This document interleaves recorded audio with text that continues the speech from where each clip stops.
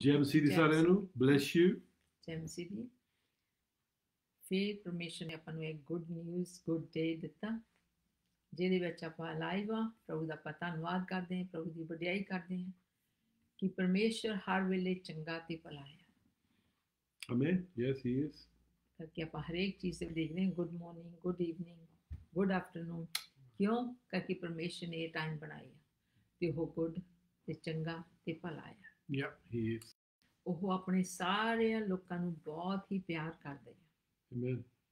ਜਿੰਨੇ ਵੀ ਅੱਜ ਤੁਸੀਂ ਸਾਨੂੰ ਦੇਖਦੇ ਆ, ਅਸੀਂ ਤੁਹਾਨੂੰ ਪਿਆਰ ਕਰਦੇ ਹਾਂ ਤੇ ਪਿਤਾ ਪਰਮੇਸ਼ਰ ਜੀ ਹੱਦੋਂ ਵੱਧ ਤੁਹਾਡੇ ਨਾਲ ਪਿਆਰ ਕਰਦੇ ਆ ਤੇ ਤੁਹਾਨੂੰ ਸਹੀ ਰਾਸਤਾ, ਸਾਨੂੰ ਸਹੀ ਰਾਸਤੇ ਤੇ ਰੱਖਣਾ ਚਾਹੁੰਦੇ ਆ, ਕਿਉਂਕਿ ਵੈਰੀ ਜਿਹੜਾ ਹੈ, ਸ਼ੈਤਾਨ ਜਿਹੜਾ ਆ, ਉਹ ਸਾਨੂੰ ਖਰਾਬੀ ਕਰਨਾ ਚਾਹੁੰਦਾ ਹੁੰਦਾ ਹੈ।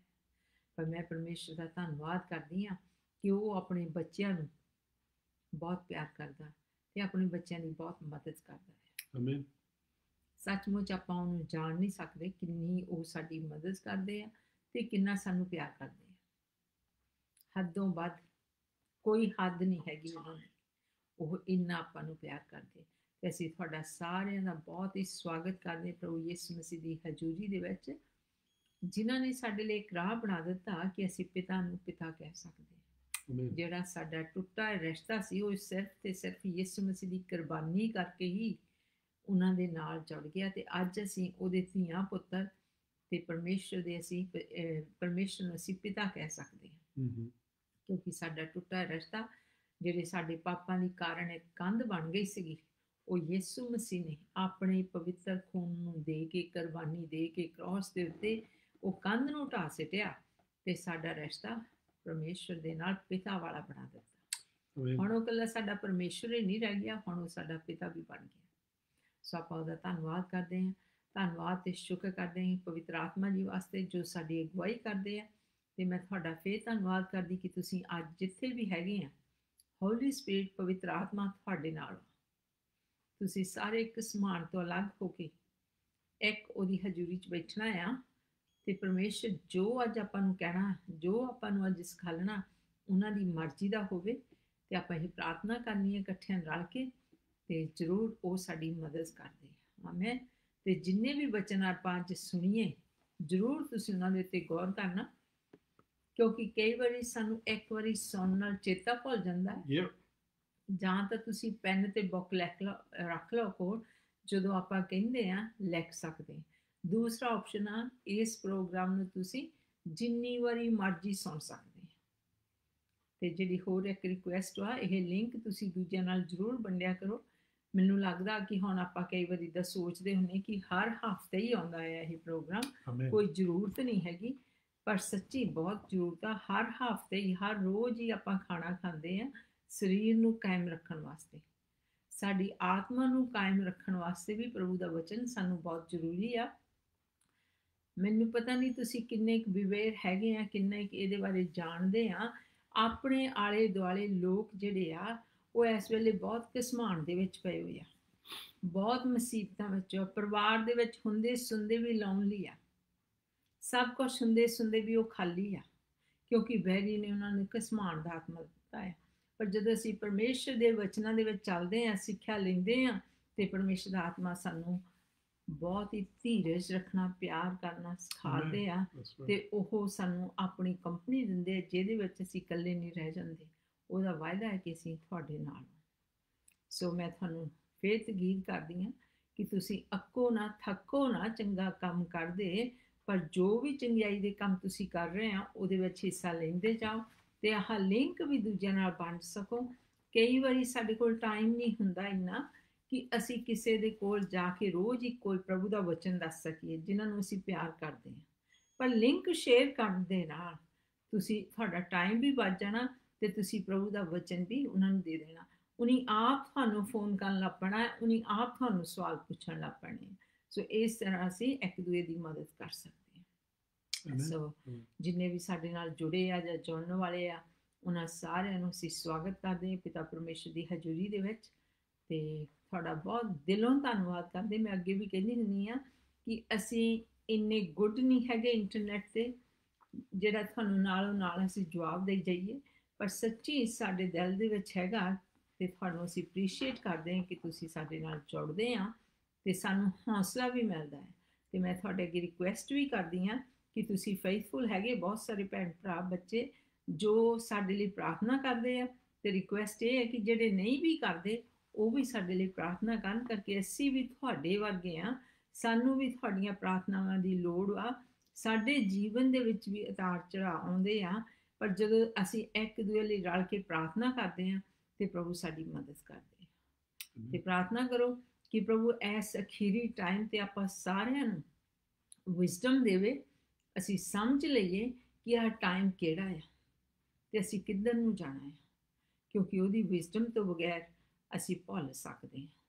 ਆਮੇਨ। ਸੋ ਅੱਜ ਆਪਾਂ ਮੀਟਿੰਗ ਨੂੰ ਸ਼ੁਰੂ ਕਰਦੇ ਹਾਂ ਤੇ ਆਪਾਂ ਬਚਨ ਪੜ੍ਹਦੇ ਹਾਂ ਤੇ ਫਿਰ ਆਪਾਂ ਪ੍ਰਾਰਥਨਾ ਕਰਾਂਗੇ, ਤੇ ਪ੍ਰਾਰਥਨਾ ਤੋਂ ਬਾਅਦ ਆਪਾਂ ਪਾਸਟਰ ਜੀ ਨੂੰ ਪੁੱਛਾਂਗੇ ਕਿ ਪ੍ਰਭੂ ਦਾ ਆਤਮਾ ਅੱਜ ਉਹਨਾਂ ਨੂੰ ਕੀ ਕਹਿ ਰਿਹਾ, ਸਾਡੇ ਵਾਸਤੇ ਕਿਹੜੀ ਖੁਰਾਕ ਆ। ਇਕੱਲੇ ਉਹ ਸਾਡੇ ਵਾਸਤੇ ਨਹੀਂ, ਪਾਸਟਰ ਜੀ ਦੇ ਵਾਸਤੇ ਵੀ ਆ, ਆਪਣੇ ਸਾਰਿਆਂ ਲਈ ਆ, ਕਿਉਂਕਿ ਜਿਹੜੀ ਘਰ 'ਚ ਰੋਟੀ ਬਣਾਈ ਜਾਂਦੀ ਆ ਉਹ ਬਣਾਉਣ ਵਾਲਾ ਵੀ ਉਹ ਖਾਂਦਾ ਹੈ। ਸੋ ਜੇ ਪਾਸਟਰ ਜੀ ਨੇ ਆਪਾਂ ਨੂੰ ਇਹ ਵਚਨ ਦੇਣਾ ਆ, ਉਹਨਾਂ ਨੂੰ ਵੀ ਇਹ ਵਚਨ ਖਾਣਾ ਪੈਣਾ, ਉਹਨਾਂ ਨੂੰ ਵੀ ਇਹ ਵਚਨ ਆਪਣੇ ਜੀਵਨ ਦੇ ਵਿੱਚ ਲੈਣਾ ਪੈਣਾ ਹੈ। ਜਿਹੜਾ ਮਰਜ਼ੀ ਸਿੱਖਿਆ ਦੇਣ ਵਾਲਾ ਹੋਵੇ ਉਹ ਆਪ ਵੀ ਉਹਨਾਂ ਗੱਲਾਂ ਦੇ ਵਿੱਚ ਸਾਂਝੀ ਹੁੰਦੇ ਆ। ਆਪ ਵੀ ਮਾਂ ਰੋਟੀ ਬਣਾਉਂਦੀ ਆ ਤੇ ਉਹਦੇ ਵਿੱਚ ਸਾਂਝੀ ਹੁੰਦੀ ਆ ਖਾਣ ਵਿੱਚ। ਆਮੇਨ। ਸੋ ਇਸੇ ਤਰ੍ਹਾਂ ਆਪਾਂ ਪ੍ਰਭੂ ਦੇ ਵਚਨਾਂ ਦੇ ਵਿੱਚ ਵੀ ਸਾਰੇ ਸਾਂਝੇ ਆ।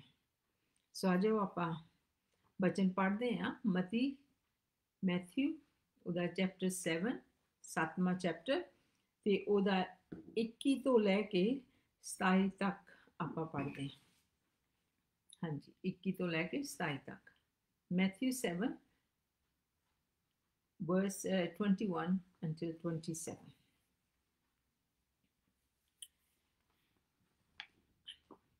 ਨਾ ਹਰੇਕ ਜਿਹੜਾ ਮੈਨੂੰ ਪ੍ਰਭੂ ਪ੍ਰਭੂ ਕਹਿੰਦਾ ਹੈ ਸਵਰਗ ਦੇ ਰਾਜ ਵਿੱਚ ਵੜੂਗਾ, ਬਲਕਿ ਉਹ ਜੋ ਮੇਰੇ ਸੁਰਗੀ ਪਿਤਾ ਦੀ ਮਰਜ਼ੀ ਉੱਤੇ ਚੱਲਦਾ ਹੈ। ਉਸ ਦਿਨ ਅਨੇਕ ਮੈਨੂੰ ਆਖਣਗੇ, हे ਪ੍ਰਭੂ, ਕੀ ਅਸਾਂ ਤੇਰਾ ਨਾਮ ਲੈ ਕੇ ਅਗੰਮਵਾਕ ਨਹੀਂ ਕੀਤਾ, ਅਤੇ ਤੇਰਾ ਨਾਮ ਲੈ ਕੇ ਭੂਤ ਨਹੀਂ ਕੱਢੇ, ਅਤੇ ਤੇਰਾ ਨਾਮ ਲੈ ਕੇ ਬਹੁਤੀਆਂ ਕਰਾਮਾਤਾਂ ਨਹੀਂ ਕੀਤੀਆਂ?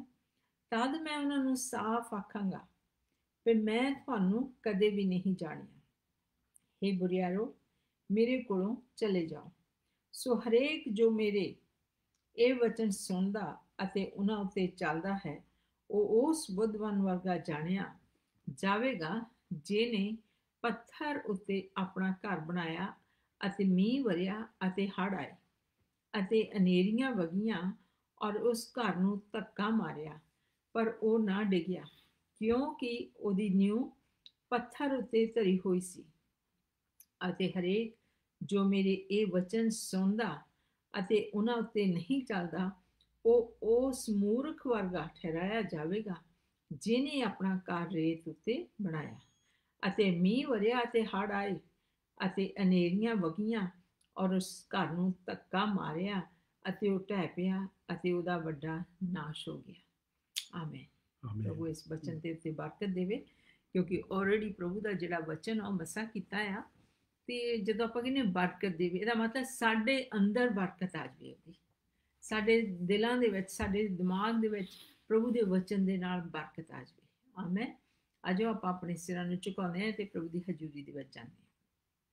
ਸੱਚੇ ਪਿਤਾ ਪਰਮੇਸ਼ਰ ਜੀ, ਅਸੀਂ ਤੁਹਾਡਾ ਧੰਨਵਾਦ, ਤੁਹਾਡਾ ਸ਼ੁਕਰ ਕਰਦੇ ਹਾਂ ਇਸ ਮੌਕੇ ਵਾਸਤੇ ਜੋ ਤੁਸੀਂ ਸਾਨੂੰ ਦਿੱਤਾ ਹੈ, ਕਿ ਅਸੀਂ ਅੱਜ ਫਿਰ ਆਜ਼ਾਦੀ ਦੇ ਨਾਲ ਤੁਹਾਡੇ ਵਚਨ ਨੂੰ ਪੜ੍ਹ ਸਕਦੇ, ਸੁਣ ਸਕਦੇ ਹਾਂ, ਕਿਉਂਕਿ ਤੁਸੀਂ ਸਾਨੂੰ ਇਹ ਫਰੀडम ਦਿੱਤੀ ਹੈ ਇਸ ਕੰਟਰੀ ਦੇ ਵਿੱਚ ਕਿ ਪ੍ਰਭੂ ਜੀ ਅਸੀਂ ਤੁਹਾਡਾ ਵਚਨ ਇੱਕ ਦੂਜੇ ਨਾਲ ਵੰਡ ਸਕੀਏ।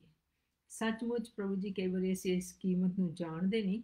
ਬਹੁਤ ਸਾਰੇ ਮੁਲਕਾਂ ਦੇ ਵਿੱਚ ਜਿੱਥੇ ਬੰਦਿਸ਼ ਲੱਗੀ ਹੋਈ ਆ, ਔਰ ਪ੍ਰਭੂ ਜੀ ਤੁਸੀਂ ਜੋ ਇਹ ਸਾਨੂੰ ਗੁੱਡ ਫਾਇਦਾ ਦਿੱਤਾ ਆ ਕਿ ਅਸੀਂ ਫ੍ਰੀ ਹੋ ਕੇ ਵਚਨ ਜਦੋਂ ਮਰਜ਼ੀ ਪੜ੍ਹ ਸਕਦੇ, ਜਦੋਂ ਮਰਜ਼ੀ ਸੁਣ ਸਕਦੇ, ਇਹਦੇ ਵਾਸਤੇ ਅਸੀਂ ਤੁਹਾਡਾ ਧੰਨਵਾਦ ਤੇ ਸ਼ੁਕਰ ਕਰਦੇ। ਤੇ ਪ੍ਰਭੂ ਜੀ ਆਓ ਤੁਸੀਂ ਸਾਡੀ ਮਦਦ ਕਰੋ, ਜਿੰਨੇ ਵੀ ਸਾਡੇ ਨਾਲ ਭੈਣ ਭਰਾ, ਨੌਜਵਾਨ, ਬੱਚੇ ਜੁੜੇ ਆ, ਬਜ਼ੁਰਗ ਜੁੜੇ ਆ, ਪ੍ਰਭੂ ਉਸ ਸਾਰਿਆਂ ਦੇ ਸਾਰਿਆਂ ਵਾਸਤੇ ਅੱਜ ਦਾ ਵਚਨ ਸਾਡੇ ਲਈ ਇੱਕ ਸਾਡੀ ਆਤਮਾ ਲਈ ਨਵੀਂ ਖੁਰਾਕ ਲੈ ਕੇ ਆਵੇ, ਤੇ ਅਸੀਂ ਉਸ ਵਚਨ ਨੂੰ ਆਪਣੇ ਜੀਵਨ ਦੇ ਵਿੱਚ ਅਪਲਾਈ ਕਰ ਸਕੀਏ, ਵਰਤ ਸਕੀਏ। ਔਰ ਪਿਤਾ ਪ੍ਰਭੂ ਜੀ ਤੁਸੀਂ ਸਾਡੀ ਸਮਝ ਨੂੰ ਖੋਲੋ, ਸਾਨੂੰ ਆਪਣੀ ਬੁੱਧ ਅਕਲ ਦਿਓ, ਤਾਂ ਕਿ ਅਸੀਂ ਤੁਹਾਡੇ ਵਚਨਾਂ ਨੂੰ ਸੁਣ ਕੇ ਤੁਹਾਡੀ ਵਡਿਆਈ ਕਰਦੇ ਹੋਏ ਤੁਹਾਡੇ ਵਿੱਚ ਲਾਭਵੰਦ ਹੋ ਸਕੀਏ ਤੇ ਦੂਜਿਆਂ ਵਾਸਤੇ ਵੀ ਉਹ ਫਲ ਦੇ ਸਕੀਏ। ਕਿਉਂਕਿ ਪਿਤਾ ਪਰਮੇਸ਼ਰ ਜੀ, ਜਦੋਂ ਅਸੀਂ ਲਾਭਵੰਦ ਹੁੰਦੇ ਹਾਂ ਤੇ ਅਸੀਂ ਉਹ ਦੂਜਿਆਂ ਨਾਲ ਵੀ ਵੰਡਦੇ ਹਾਂ। ਔਰ ਅਸੀਂ ਪ੍ਰਾਰਥਨਾ ਕਰਦੇ ਹਾਂ ਤੁਹਾਡੇ ਸੇਵਕ ਵਾਸਤੇ, ਜਦੋਂ ਉਹ ਮੂੰਹ ਖੋਲ੍ਹਦੇ ਆ ਪ੍ਰਭੂ ਜੀ ਤੁਹਾਡਾ ਵਚਨ ਸਾਡੇ ਨਾਲ ਵੰਡਣ ਵਾਸਤੇ, ਉਹਨਾਂ ਦੇ ਉੱਤੇ ਤੁਹਾਡਾ ਮੱਸਾ ਠਹਿਰੇ। ਔਰ ਬੋਲਣ ਵਾਲੇ ਉਹ ਨਹੀਂ, ਪਰ ਪਿਤਾ ਪ੍ਰਭੂ ਜੀ ਤੁਹਾਡਾ ਆਤਮਾ ਹੋਵੇ ਜੋ ਆਪਣੀ ਸਿੱਧੀ ਸਾਦੀ ਬੋਲੀ ਦੇ ਵਿੱਚ ਸਾਨੂੰ ਸਮਝਾ ਸਕੇ। ਪਿਤਾ ਪ੍ਰਭੂ ਜੀ, ਅਸੀਂ ਤੁਹਾਡਾ ਧੰਨਵਾਦ, ਤੁਹਾਡਾ ਸ਼ੁਕਰ ਕਰਦੇ ਹਾਂ ਯਿਸੂ ਮਸੀਹ ਦੇ ਮਿੱਠੇ ਜਲਾਲੀ ਨਾਂ ਦੇ ਵਿੱਚ ਆਪਣੇ ਪਿਤਾ ਕੋਲੋਂ ਮੰਗ ਲੈਂਦੇ ਤੇ ਪਾ ਲੈਂਦੇ। ਆਮੀਨ। Amen. Amen. Praise the Lord. ਹਾਂਜੀ ਸਭ Hallelujah. Praise the praise the Lord. Lord. Praise God. ਆਪਾਂ ਪਿਛਲੇ ਹਫਤੇ ਸਿੱਖਣ ਲੱਗੇ ਸੀਗੇ ਅਖੀਰਲੇ ਟਾਈਮਾਂ ਦੇ ਬਾਰੇ ਆਪਾਂ ਗੱਲ ਕਰ ਰਹੇ ਹਾਂ। ਸੋ ਮੈਂ ਪਿਛਲੀ ਵੀਕ ਦੱਸਿਆ ਸੀ ਇਸ ਮੈਸੇਜ ਨੂੰ ਆਪਾਂ ਕਹਿ ਰਹੇ ਹਾਂ the signs of the end times. ਅਖੀਰਲੇ ਦਿਨਾਂ ਦੇ ਸਾਈਨਸ ਕੀ ਆ। ਤੇ ਜਦੋਂ ਆਪਾਂ ਚਾਰ ਛਪੇਰੇ ਦੁਨੀਆ ਦੇ ਦੇਖਦੇ ਹਾਂ ਤੇ ਇੱਦਾਂ ਲੱਗਦਾ ਵੀ ਜਿੱਦਾਂ ਅਸੀਂ ਅਖੀਰਲੇ ਟਾਈਮ ਦੇ ਵਿੱਚ ਰਹਿੰਦੇ ਹੁੰਦੇ ਹਾਂ। ਸੋ ਪਹਿਲੀ ਚੀਜ਼ ਮੈਂ ਪਿਛਲੇ ਹਫਤੇ ਵੀ ਕਿਹਾ ਸੀ, ਅੱਜ ਫਿਰ ਕਹਿਣ ਲੱਗਾ, ਮੈਂ ਪ੍ਰੋਫਿਟ ਨਹੀਂ ਹੈਗਾ, ਓਕੇ, ਅਪੋਸਲ ਨਹੀਂ ਹੈਗਾ, ਇੱਕ ਪਾਸਟਰ ਹੈ। ਪਰ ਜਿਹੜੀਆਂ ਅਸੀਂ ਬਾਈਬਲ ਦੇ ਵਿੱਚੋਂ ਚੀਜ਼ਾਂ ਪਾਉਂਦੇ ਹਾਂ ਮੈਂ ਉਹ ਤੁਹਾਡੇ ਨਾਲ ਸ਼ੇਅਰ ਕਰਨ ਲੱਗਾ ਹੈ। ਮੈਂ ਕੋਈ ਪ੍ਰੋਫੈਸੀ ਨਹੀਂ ਕਰਦਾ ਹੈਗਾ, ਓਕੇ। ਸੋ ਖਿਆਲ ਰੱਖਣਾ ਕਰਕੇ ਬਾਈਬਲ ਆਪਾਂ ਨੂੰ ਦੱਸਦੀ ਆ ਅਖੀਰਲੇ ਦਿਨਾਂ ਦੇ ਵਿੱਚ ਕੀ ਕੁਛ ਹੋਣਾ ਆ ਤੇ ਕਿੱਦਾਂ ਅਸੀਂ ਆਪਣੀ ਤਿਆਰੀ ਕਰ ਸਕਦੇ ਹਾਂ, ਓਕੇ। ਸੋ ਪਲੀਜ਼ ਕੇਅਰਫੁਲੀ ਸੁਣਨਾ। ਜੇ ਤੁਹਾਡੇ ਕੋਲ ਇਸ ਵੇਲੇ ਬਾਈਬਲ ਹੈ ਨਹੀਂ, ਮੁੜ ਕੇ ਫਿਰ ਸੁਣ ਲੈਣਾ। ਜੇ ਹੈਗੀ ਆ ਤੇ ਮੇਰੇ ਨਾਲ ਫੋਲੋ ਕਰਨਾ, ਫਿਰ ਉਹਦੇ ਨਾਲ ਆਪਾਂ ਦੇਖ ਸਕਦੇ ਹੁੰਦੇ ਆ ਬਈ ਜਗਦੀਸ਼ ਸਹੀ ਸਿਖਾਉਂਦਾ ਕਿ ਨਹੀਂ, ਓਕੇ। ਸੋ ਮੈਨੂੰ ਬਹੁਤ ਚਿਰ ਬਾਈਬਲ ਪੜ੍ਹਦੇ ਨੂੰ ਹੋ ਗਿਆ ਤੇ ਉਹਦੇ ਵਿੱਚੋਂ ਥੋੜ੍ਹੀਆਂ ਚੀਜ਼ਾਂ ਸਿੱਖੀਆਂ ਜਿਹੜੀਆਂ ਅਸੀਂ ਤੁਹਾਡੇ ਨਾਲ ਵੰਡਣੀਆਂ ਚਾਹੁੰਦੇ ਹਾਂ ਤੇ ਹੋ ਸਕਦਾ ਤੁਹਾਡੀ ਮਦਦ ਹੋ ਸਕੇ। ਸੋ ਇੱਥੇ ਆਪਾਂ ਪਿਛਲੇ ਹਫਤੇ ਦੇਖਿਆ ਸੀ, ਉਹਦੇ ਬਾਰੇ ਮੈਂ ਤੁਹਾਨੂੰ ਦੱਸਦਾ ਸੀਗਾ। ਇੱਕ ਸਪੈਸ਼ਲੀ ਮੈਂ ਤਾਰੇ ਦੀ ਗੱਲ ਕੀਤੀ ਸੀ, ਜਿਹੜਾ ਸਾਇੰਟਿਸਟ ਨੇ ਦੇਖਿਆ ਤੇ ਉਹ ਕਹਿੰਦੇ ਵੀ ਇਹ ਧਰਤੀ ਉੱਤੇ ਉਹ ਡਿੱਗਣ ਵਾਲਾ ਤੇ ਉਹਦਾ ਟਾਈਮ ਲੱਗ ਗਈ ਆ। ਪਰ ਫਿਰ ਜਦੋਂ ਉਹਨੇ ਦੇਖਿਆ ਲੋਕੀ ਬਹੁਤ ਪੈਨਿਕ ਹੋਣ ਲੱਗ ਪਏ ਸੀਗੇ ਤੇ ਜਦੋਂ ਪੈਨਿਕ ਹੋਣ ਲੱਗੇ ਤੇ ਫਿਰ ਉਹਨਾਂ ਨੇ ਦਵਾ ਕੁਛ ਬੋਲਣ ਲੱਗੇ। ਉਹ 2 ਹਫ਼ਤਿਆਂ ਬਾਅਦ, ਪਹਿਲਾਂ 2 ਹਫ਼ਤੇ ਇੱਦਾਂ ਕਹਿੰਦੇ ਰਹੇ ਤਾਂ ਫਿਰ ਉਹ ਕਹਿੰਦੇ ਨਹੀਂ ਜੀ ਉਹ ਲੱਗਣਾ ਨਹੀਂ ਹੈਗਾ ਧਰਤੀ ਦੇ ਵਿੱਚ। ਪਰ ਹਾਲੇ ਤੱਕ ਵੀ ਜੇ ਉਹ ਜਿਹੜੇ ਸਾਇੰਟਿਸਟ ਆ, ਜੇ ਤੁਸੀਂ ਉਹਨਾਂ ਨੂੰ ਸੀਕ੍ਰੇਟਲੀ ਪੁੱਛੋ ਤੇ ਉਹ ਹਾਲੇ ਜਿਹੜੇ ਚੰਗੇ ਮੰਨਿਓ ਸਾਰੇ ਇੱਦਾਂ ਹੀ ਕਹਿੰਦੇ ਆ ਬਈ ਉਹ ਤਾਰੇ ਨੇ ਇਸ ਧਰਤੀ ਉੱਤੇ ਆ ਕੇ ਲੱਗਣਾ। ਫਿਰ ਆਪਾਂ ਬਾਈਬਲ ਦੇ ਵਿੱਚੋਂ ਆਇਤਾਂ ਦੇਖੀਆਂ ਸੀਗੀਆਂ ਬਈ ਐਨ ਉਹਦੇ ਨਾਲ ਰਲਦਾ ਜਿਹਨੂੰ ਵੁੱਡ ਵਾਰਮ ਸਾਦੇ ਆ, ਉੱਦਾਂ ਦਾ ਇੱਥੇ ਧਰਤੀ ਉੱਤੇ ਡੈਮੇਜ ਹੋਣਾ ਤੇ ਇੱਦਾਂ ਦੀਆਂ ਚੀਜ਼ਾਂ ਖਰਾਬ ਹੋਣੀਆਂ। ਇੱਦਾਂ ਦੇ ਹੋਰ ਵੀ ਬਹੁਤ ਸਾਇੰਸ ਰੈਡੀ ਆ ਇਸ ਧਰਤੀ ਦੇ ਉੱਤੇ ਹੋਣ ਨੂੰ ਤੇ ਸਾਨੂੰ ਆਪਣੀ ਤਿਆਰੀ ਕਰਨ ਦੀ ਜ਼ਰੂਰਤ ਆ। ਸੋ 2 ਚੀਜ਼ਾਂ ਅਖੀਰਲੇ ਟਾਈਮ ਦੇ ਵਿੱਚ ਹੋਣੀਆਂ ਜੋ ਬਾਈਬਲ ਦੱਸਦੀ ਆ। ਉਹ ਪਹਿਲੀ ਚੀਜ਼ ਕੀ ਆ, ਚਰਚ ਨੇ ਬਹੁਤ ਸ਼ਕਤੀਮੰਦ ਹੋ ਜਾਣਾ, ਬਹੁਤ ਮਿਰਕਲ ਸਾਈਨਸ ਐਂਡ ਵੰਡਰਸ ਹੋਣੇ ਆ, ਓਕੇ। ਬਹੁਤ ਲੋਕਾਂ ਨੇ ਯਿਸੂ ਮਸੀਹ ਦੇ ਕੋਲ ਅਖੀਰਲੇ ਦਿਨਾਂ ਦੇ ਵਿੱਚ ਆਉਣਾ। ਮਿਲੀਅਨਸ ਐਂਡ ਮਿਲੀਅਨਸ ਲੋਕਾਂ ਨੇ ਆਉਣਾ, ਹੁਣ ਸ਼ੁਰੂ ਹੋਏ ਆ ਆਉਣ, ਓਕੇ। ਦੂਸਰੇ ਹੱਥ ਜੇ ਆਪਾਂ ਦੇਖੀਏ, ਜਿੱਦਾਂ ਆਪਾਂ ਪਿਛਲੇ ਹਫ਼ਤੇ ਦੇਖਿਆ ਸੀ, ਬਹੁਤ ਲੋਕਾਂ ਨੇ ਪਰਮੇਸ਼ਰ ਤੋਂ ਦੂਰ ਹੋ ਜਾਣਾ। ਕਾਹਤੇ ਕਰਕੇ? ਗਲਤ ਸਿੱਖਿਆ ਦੇ ਕਾਰਨ। ਉਹਨਾਂ ਨੂੰ ਗਲਤ ਸਿੱਖਿਆ ਮਿਲ ਰਹੀ ਆ ਤੇ ਉਹਦੇ ਕਾਰਨ ਉਹ ਪਰਮੇਸ਼ਰ ਤੋਂ ਦੂਰ ਹੋ ਗਿਆ। ਸੋ ਉਹਦੇ ਬਾਰੇ ਆਪਾਂ ਦੇਖ ਰਹੇ ਹਾਂ। ਆਪਾਂ ਥੋੜਾ ਟਾਈਮ ਦੇਖਣਾ ਵੀ ਉਹ ਗਲਤ ਸਿੱਖਿਆ ਕੀ ਆ ਤੇ ਅਸੀਂ ਉਹ ਤੋਂ ਕਿੱਦਾਂ ਬਚ ਸਕਦੇ ਹਾਂ। ਸੋ ਆਪਾਂ ਇੱਥੇ ਕਿਸੇ ਵੀ ਪਾਸਟਰ ਉੱਤੇ, ਕਿਸੇ ਅਪੋਸਲ, ਪ੍ਰੋਫਿਟ ਉੱਤੇ ਕੋਈ ਦੋਸ਼ ਨਹੀਂ ਲਾਉਂਦੇ ਹੈਗੇ, ਪਰ ਆਪਾਂ ਨੂੰ ਬਾਈਬਲ ਦੇ ਵਿੱਚੋਂ ਸਿਖਾਉਂਦੇ ਹਾਂ। ਤੁਸੀਂ ਉਹਦੇ ਵਿੱਚੋਂ ਦੇਖ ਸਕਦੇ ਆ ਬਈ ਤੁਹਾਡੀ ਚਰਚ ਕਿੱਥੇ ਆ, ਤੁਹਾਡਾ ਪਾਸਟਰ ਕਿੱਥੇ ਆ, ਤੁਹਾਡਾ ਅਪੋਸਲ ਕਿੱਥੇ ਆ, ਤੁਹਾਡਾ ਪ੍ਰੋਫਿਟ ਕਿੱਥੇ ਆ।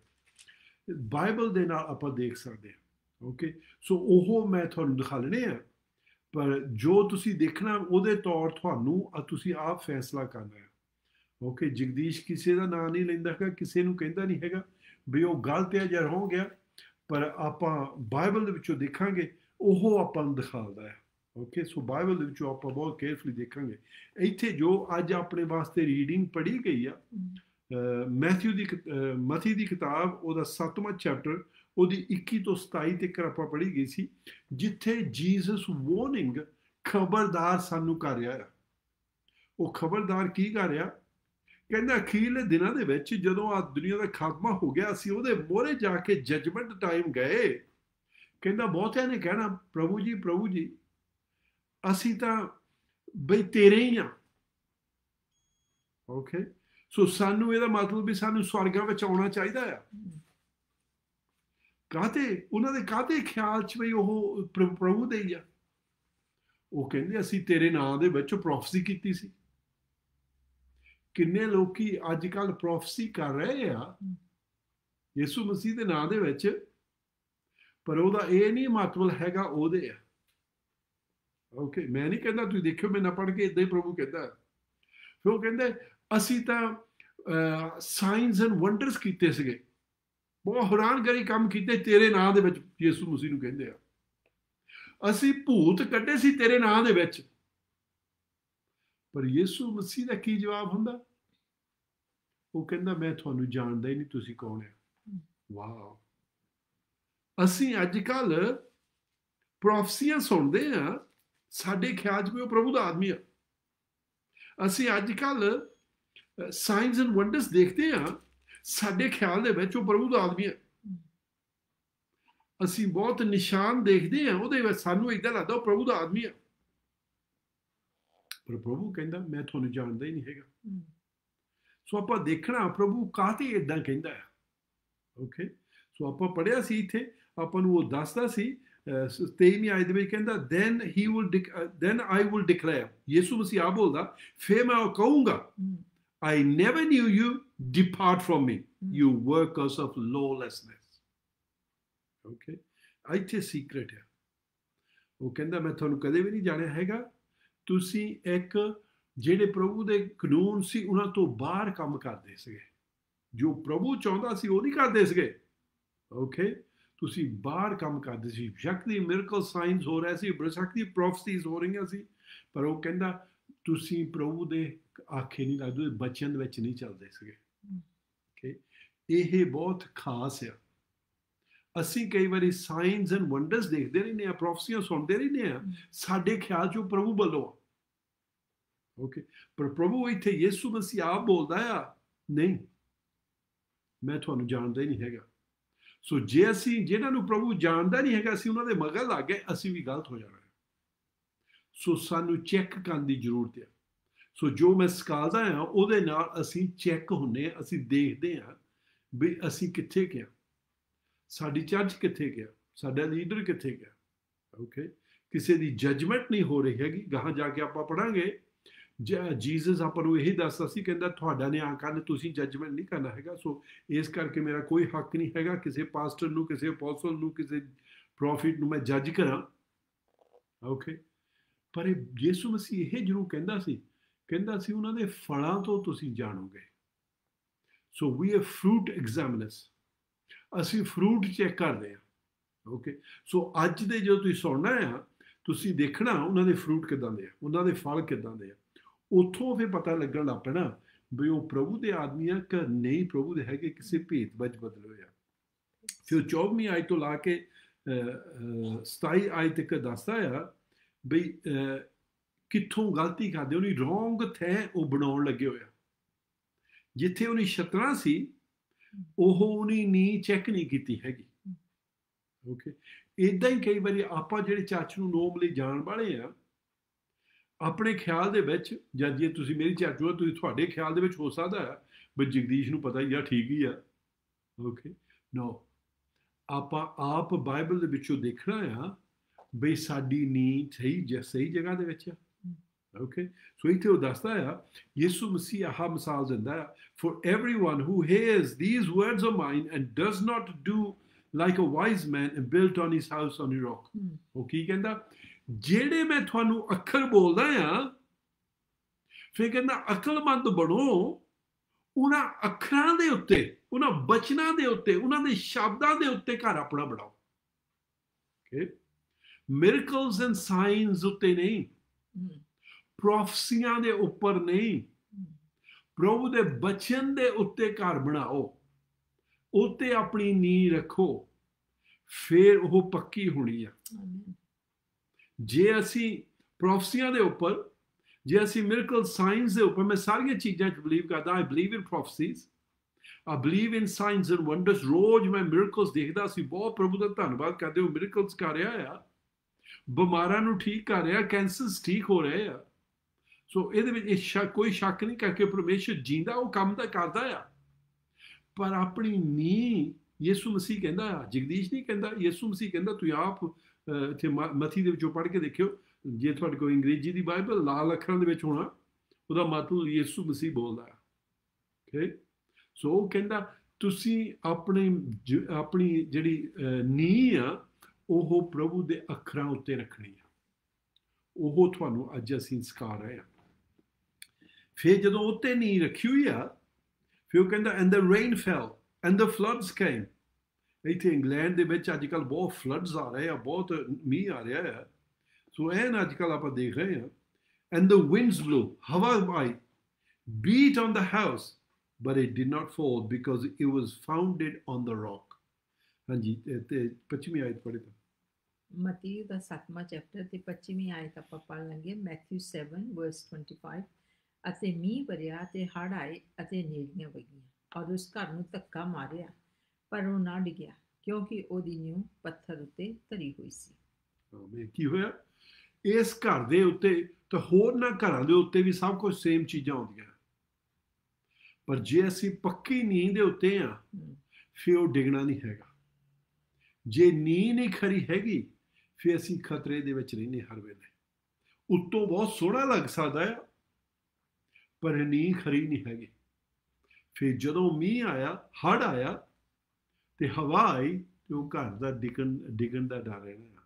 ਸੋ ਇੱਥੇ ਸਾਨੂੰ ਇਹ ਯਿਸੂ ਮਸੀਹ ਸਿਖਾ ਰਿਹਾ ਆ। ਫਿਰ ਉਹ ਸਾਨੂੰ ਸਿਖਾਉਂਦਾ ਆ, ਜੇ ਅਸੀਂ ਉਹਦੀ ਨਹੀਂ ਸੁਣਦੇ ਹੈਗੇ, ਅਸੀਂ ਹੋਰਨਾਂ ਚੀਜ਼ਾਂ ਤੇ ਆਪਣਾ ਘਰ ਬਣਾਉਣ ਲਈ। 26ਵੀਂ ਆਇਤ ਦੇ ਵਿੱਚ and everyone who hears these words of mine and does not do them, he is like a foolish man who built his house on the sand। ਜਿਹੜੇ ਅੱਖਰ ਯਿਸੂ ਮਸੀਹ ਬੋਲਦਾ ਆ, ਜੇ ਅਸੀਂ ਉਹਦੇ ਉੱਤੇ ਆਪਣੀ ਨੀਂਹ ਨਹੀਂ ਰੱਖੀ ਹੈਗੀ, ਉਹ ਕਹਿੰਦਾ ਫਿਰ ਇੱਕ ਸਦਾਈ ਵਰਗਾ ਆ, ਇੱਕ ਕੌੜਾ ਆ। ਕਾਹਤੇ ਕਰਕੇ ਉਹਨੇ ਆਪਣੀ ਨੀਂਹ ਰੇਤ ਤੇ ਰੱਖ ਲਈ ਆ। ਜਦੋਂ ਮੀਂਹ ਆਇਆ, ਰੇਤ ਨੇ ਮੂਵ ਹੋ ਜਾਣਾ, ਘਰ ਨੇ ਡਿੱਗ ਪੈਣਾ ਆ। ਸੋ ਹੁਣ ਟਾਈਮ ਹੈ ਸਾਨੂੰ ਚੈੱਕ ਕਰਨ ਨੂੰ, ਹੁਣ ਸਾਨੂੰ ਦੇਖਣ ਨੂੰ, ਤਾਂ ਹੀ ਆਪਾਂ ਇਹਦੇ ਬਾਰੇ ਦੇਖ ਰਹੇ ਹਾਂ। ਤੇ 26ਵੀਂ ਆਇਤ ਪੜ੍ਹੀ ਤੋਂ ਜੀ। ਅਤੇ ਹਰੇਕ ਜੋ ਮੇਰੇ ਇਹ ਵਚਨ ਸੁਣਦਾ ਅਤੇ ਉਹਨਾਂ ਉੱਤੇ ਨਹੀਂ ਚੱਲਦਾ, ਉਹ ਉਸ ਮੂਰਖ ਵਰਗਾ ਠਹਿਰਾਇਆ ਜਾਵੇਗਾ ਜਿਹਨੇ ਆਪਣਾ ਘਰ ਰੇਤ ਉੱਤੇ ਬਣਾਇਆ। ਸੋ ਇੱਥੇ ਕੀ ਹੋਇਆ? ਅਸੀਂ ਇੱਕ ਟੈਸਟ ਆਉਣਾ ਆ, ਸਾਰਿਆਂ ਉੱਤੇ ਆਉਣਾ। ਜਿਹੜੀ ਮੀਂਹ ਆ ਉਹ ਸਾਰਿਆਂ ਉੱਤੇ ਵਗਣੀ ਆ, ਜਿਹੜੀ ਹਨੇਰੀ ਆ ਸਾਰਿਆਂ ਉੱਤੇ ਆਉਣੀ ਆ, ਜਿਹੜਾ ਤੂਫਾਨ ਆਉਣਾ ਸਾਰਿਆਂ ਉੱਤੇ ਆਉਣਾ ਆ। ਪਰ ਡਿਫਰੈਂਸ ਇੰਨਾ ਹੀ ਹੋਣਾ ਆ, ਕੌਣ ਪੱਕੀ ਨੀਂਹ ਦੇ ਉੱਤੇ ਆ, ਕੌਣ ਕੱਚੀ ਦੇ ਉੱਤੇ ਆ। ਓਕੇ, ਸੋ ਯਿਸੂ ਮਸੀਹ ਕਹਿੰਦਾ ਜਿਹਨੇ ਉਹਦੇ ਅੱਖਰਾਂ ਤੇ ਨਾ ਬਣਾਇਆ, ਜਿਹੜੇ ਜਗਦੀਸ਼ ਦੇ ਅੱਖਰਾਂ ਦੀ ਇੱਥੇ ਆਪਾਂ ਗੱਲ ਨਹੀਂ ਕਰ ਰਹੇ, ਆਪਾਂ ਯਿਸੂ ਮਸੀਹ ਦੇ ਅੱਖਰਾਂ ਦੀ ਗੱਲ ਕਰ ਰਹੇ ਹਾਂ, ਉਹ ਖਤਰੇ ਦੇ ਵਿੱਚ ਆ। ਓਕੇ, ਜਿਹੜੇ ਸਾਈਨਸ ਐਂਡ ਵੰਡਰਸ ਦੇਖ ਕੇ, ਜਿਹੜੇ ਮਿਰਕਲਸ ਦੇਖ ਕੇ, ਜਿਹੜੇ ਪ੍ਰੋਫਸੀਆਂ ਦੇਖ ਕੇ ਉਹਦੇ ਉੱਤੇ ਨਹੀਂ ਰੱਖ ਲਈ ਆ, ਉਹ ਖਤਰੇ ਦੇ ਵਿੱਚ, ਹੱਲੇ ਵੀ ਖਤਰੇ ਦੇ ਵਿੱਚ ਆ। ਸਾਨੂੰ ਹੁਣ ਵੀ ਚੈੱਕ ਕਰਨ ਦੀ ਜ਼ਰੂਰਤ ਆ। ਸੋ ਬਹੁਤ ਸਾਡੇ ਵਾਸਤੇ ਦੇਖਣ ਵਾਲੀ ਚੀਜ਼ ਹੈ। ਓਕੇ, ਸੋ ਇੱਥੇ ਆਪਾਂ ਦੇਖਦੇ ਹਾਂ ਯਿਸੂ ਮਸੀਹ ਸਾਨੂੰ ਖਬਰ ਦੇ ਰਿਹਾ, ਪਰ ਉਦੋਂ ਪਹਿਲਾਂ ਇਹ ਦੱਸ ਰਿਹਾ ਸੀ ਯਿਸੂ ਮਸੀਹ ਇੱਕ ਕੁਛ, ਉਹ ਰੀਅਲੀ ਕੀ ਦੱਸਦਾ ਸੀ ਸਾਨੂੰ? ਕਹਿੰਦਾ ਵੀ ਜਿੱਥੋਂ ਤੁਸੀਂ ਸਿੱਖਿਆ ਲੈਂਦੇ ਆ, ਜੋ ਤੁਸੀਂ ਸਿੱਖਦੇ ਆ, ਕਹਿੰਦਾ ਉਹ ਚੈੱਕ ਕਰੋ। ਆਪਾਂ ਮਸੀਹ ਦੀ ਕਿਤਾਬ ਉਹਦਾ 7ਵਾਂ ਚੈਪਟਰ ਆਪਾਂ 21 ਤੋਂ ਗਾਹਾਂ ਪੜ੍ਹਿਆ ਸੀ, ਹੁਣ ਆਪਾਂ 15 ਤੋਂ ਲਾ ਕੇ 20 ਤੱਕ ਪੜ੍ਹਦੇ ਹਾਂ। ਜਿਹੜਾ ਉਹ ਸਾਨੂੰ ਦੱਸਦਾ ਸੀ, ਮੈਂ ਜਾਣ ਕੇ ਇਹ ਮਗਰੋਂ ਰੱਖਿਆ ਸੀ ਬਈ ਸਾਨੂੰ ਸਮਝ ਲੱਗਣ ਲੱਗੇ ਕਿ ਇਹ ਸਾਨੂੰ ਯਿਸੂ ਮਸੀਹ ਕਾਹਤੇ ਇਹ ਮਿਸਾਲਾਂ ਦਿੰਦਾ ਸੀਗਾ। ਹੁਣ ਇੱਥੇ ਉਹ ਦੱਸਦਾ ਸਾਨੂੰ ਕਾਹਤੇ ਉਹ ਮਿਸਾਲਾਂ ਇਹ ਦੇ ਰਿਹਾ ਹੈ। ਹਾਂਜੀ, ਮੈਥਿਊ ਚੈਪਟਰ 7 verse 15 until 20, ਮਤੀ ਚੈਪਟਰ 7 15 ਤੋਂ ਲੈ ਕੇ 20 ਤੱਕ ਆਪਾਂ ਪੜ੍ਹਦੇ। ਝੂਠੇ ਨਬੀਆਂ ਤੋਂ ਹੁਸ਼ਿਆਰ ਰਹੋ, ਜਿਹੜੇ ਤੁਹਾਡੇ ਕੋਲ ਭੇਡਾਂ ਦੇ ਭੇਸ ਵਿੱਚ ਆਉਂਦੇ ਹਨ, ਪਰ ਅੰਦਰੋਂ ਉਹ ਪਾੜਨ ਵਾਲੇ ਬਘਿਆੜ ਹਨ। ਤੁਸੀਂ ਉਹਨਾਂ ਦੇ ਫਲਾਂ ਤੋਂ ਉਹਨਾਂ ਨੂੰ ਪਛਾਣੋਗੇ। ਭਲਾ ਕੰਡਿਆਲਿਆਂ ਤੋਂ ਦਾਖ ਜਾਂ ਊਠ ਕੰਟਾਰਿਆਂ ਤੋਂ ਅੰਜੀਰ ਤੋੜਦੇ ਹਨ। ਇਸੇ ਪ੍ਰਕਾਰ ਹਰੇਕ ਅੱਛਾ ਵਰਸ਼ ਜਾਣੀ ਕਿ ਦਰਖਤ ਚੰਗਾ ਫਲ ਦਿੰਦਾ, ਪਰ ਮਾੜਾ ਦਰਖਤ ਬੁਰਾ ਫਲ ਦਿੰਦਾ ਹੈ। ਅੱਛਾ ਦਰਖਤ ਬੁਰਾ ਫਲ ਨਹੀਂ ਦੇ ਸਕਦਾ ਅਤੇ ਨਾ ਮਾੜਾ ਦਰਖਤ ਚੰਗਾ ਫਲ ਦੇ ਸਕਦਾ। ਹਰੇਕ ਦਰਖਤ ਜਿਹੜਾ ਚੰਗਾ ਫਲ ਨਹੀਂ ਦਿੰਦਾ ਵੱਢਿਆ ਅਤੇ ਅੱਗ ਵਿੱਚ ਸੁੱਟਿਆ ਜਾਂਦਾ ਹੈ।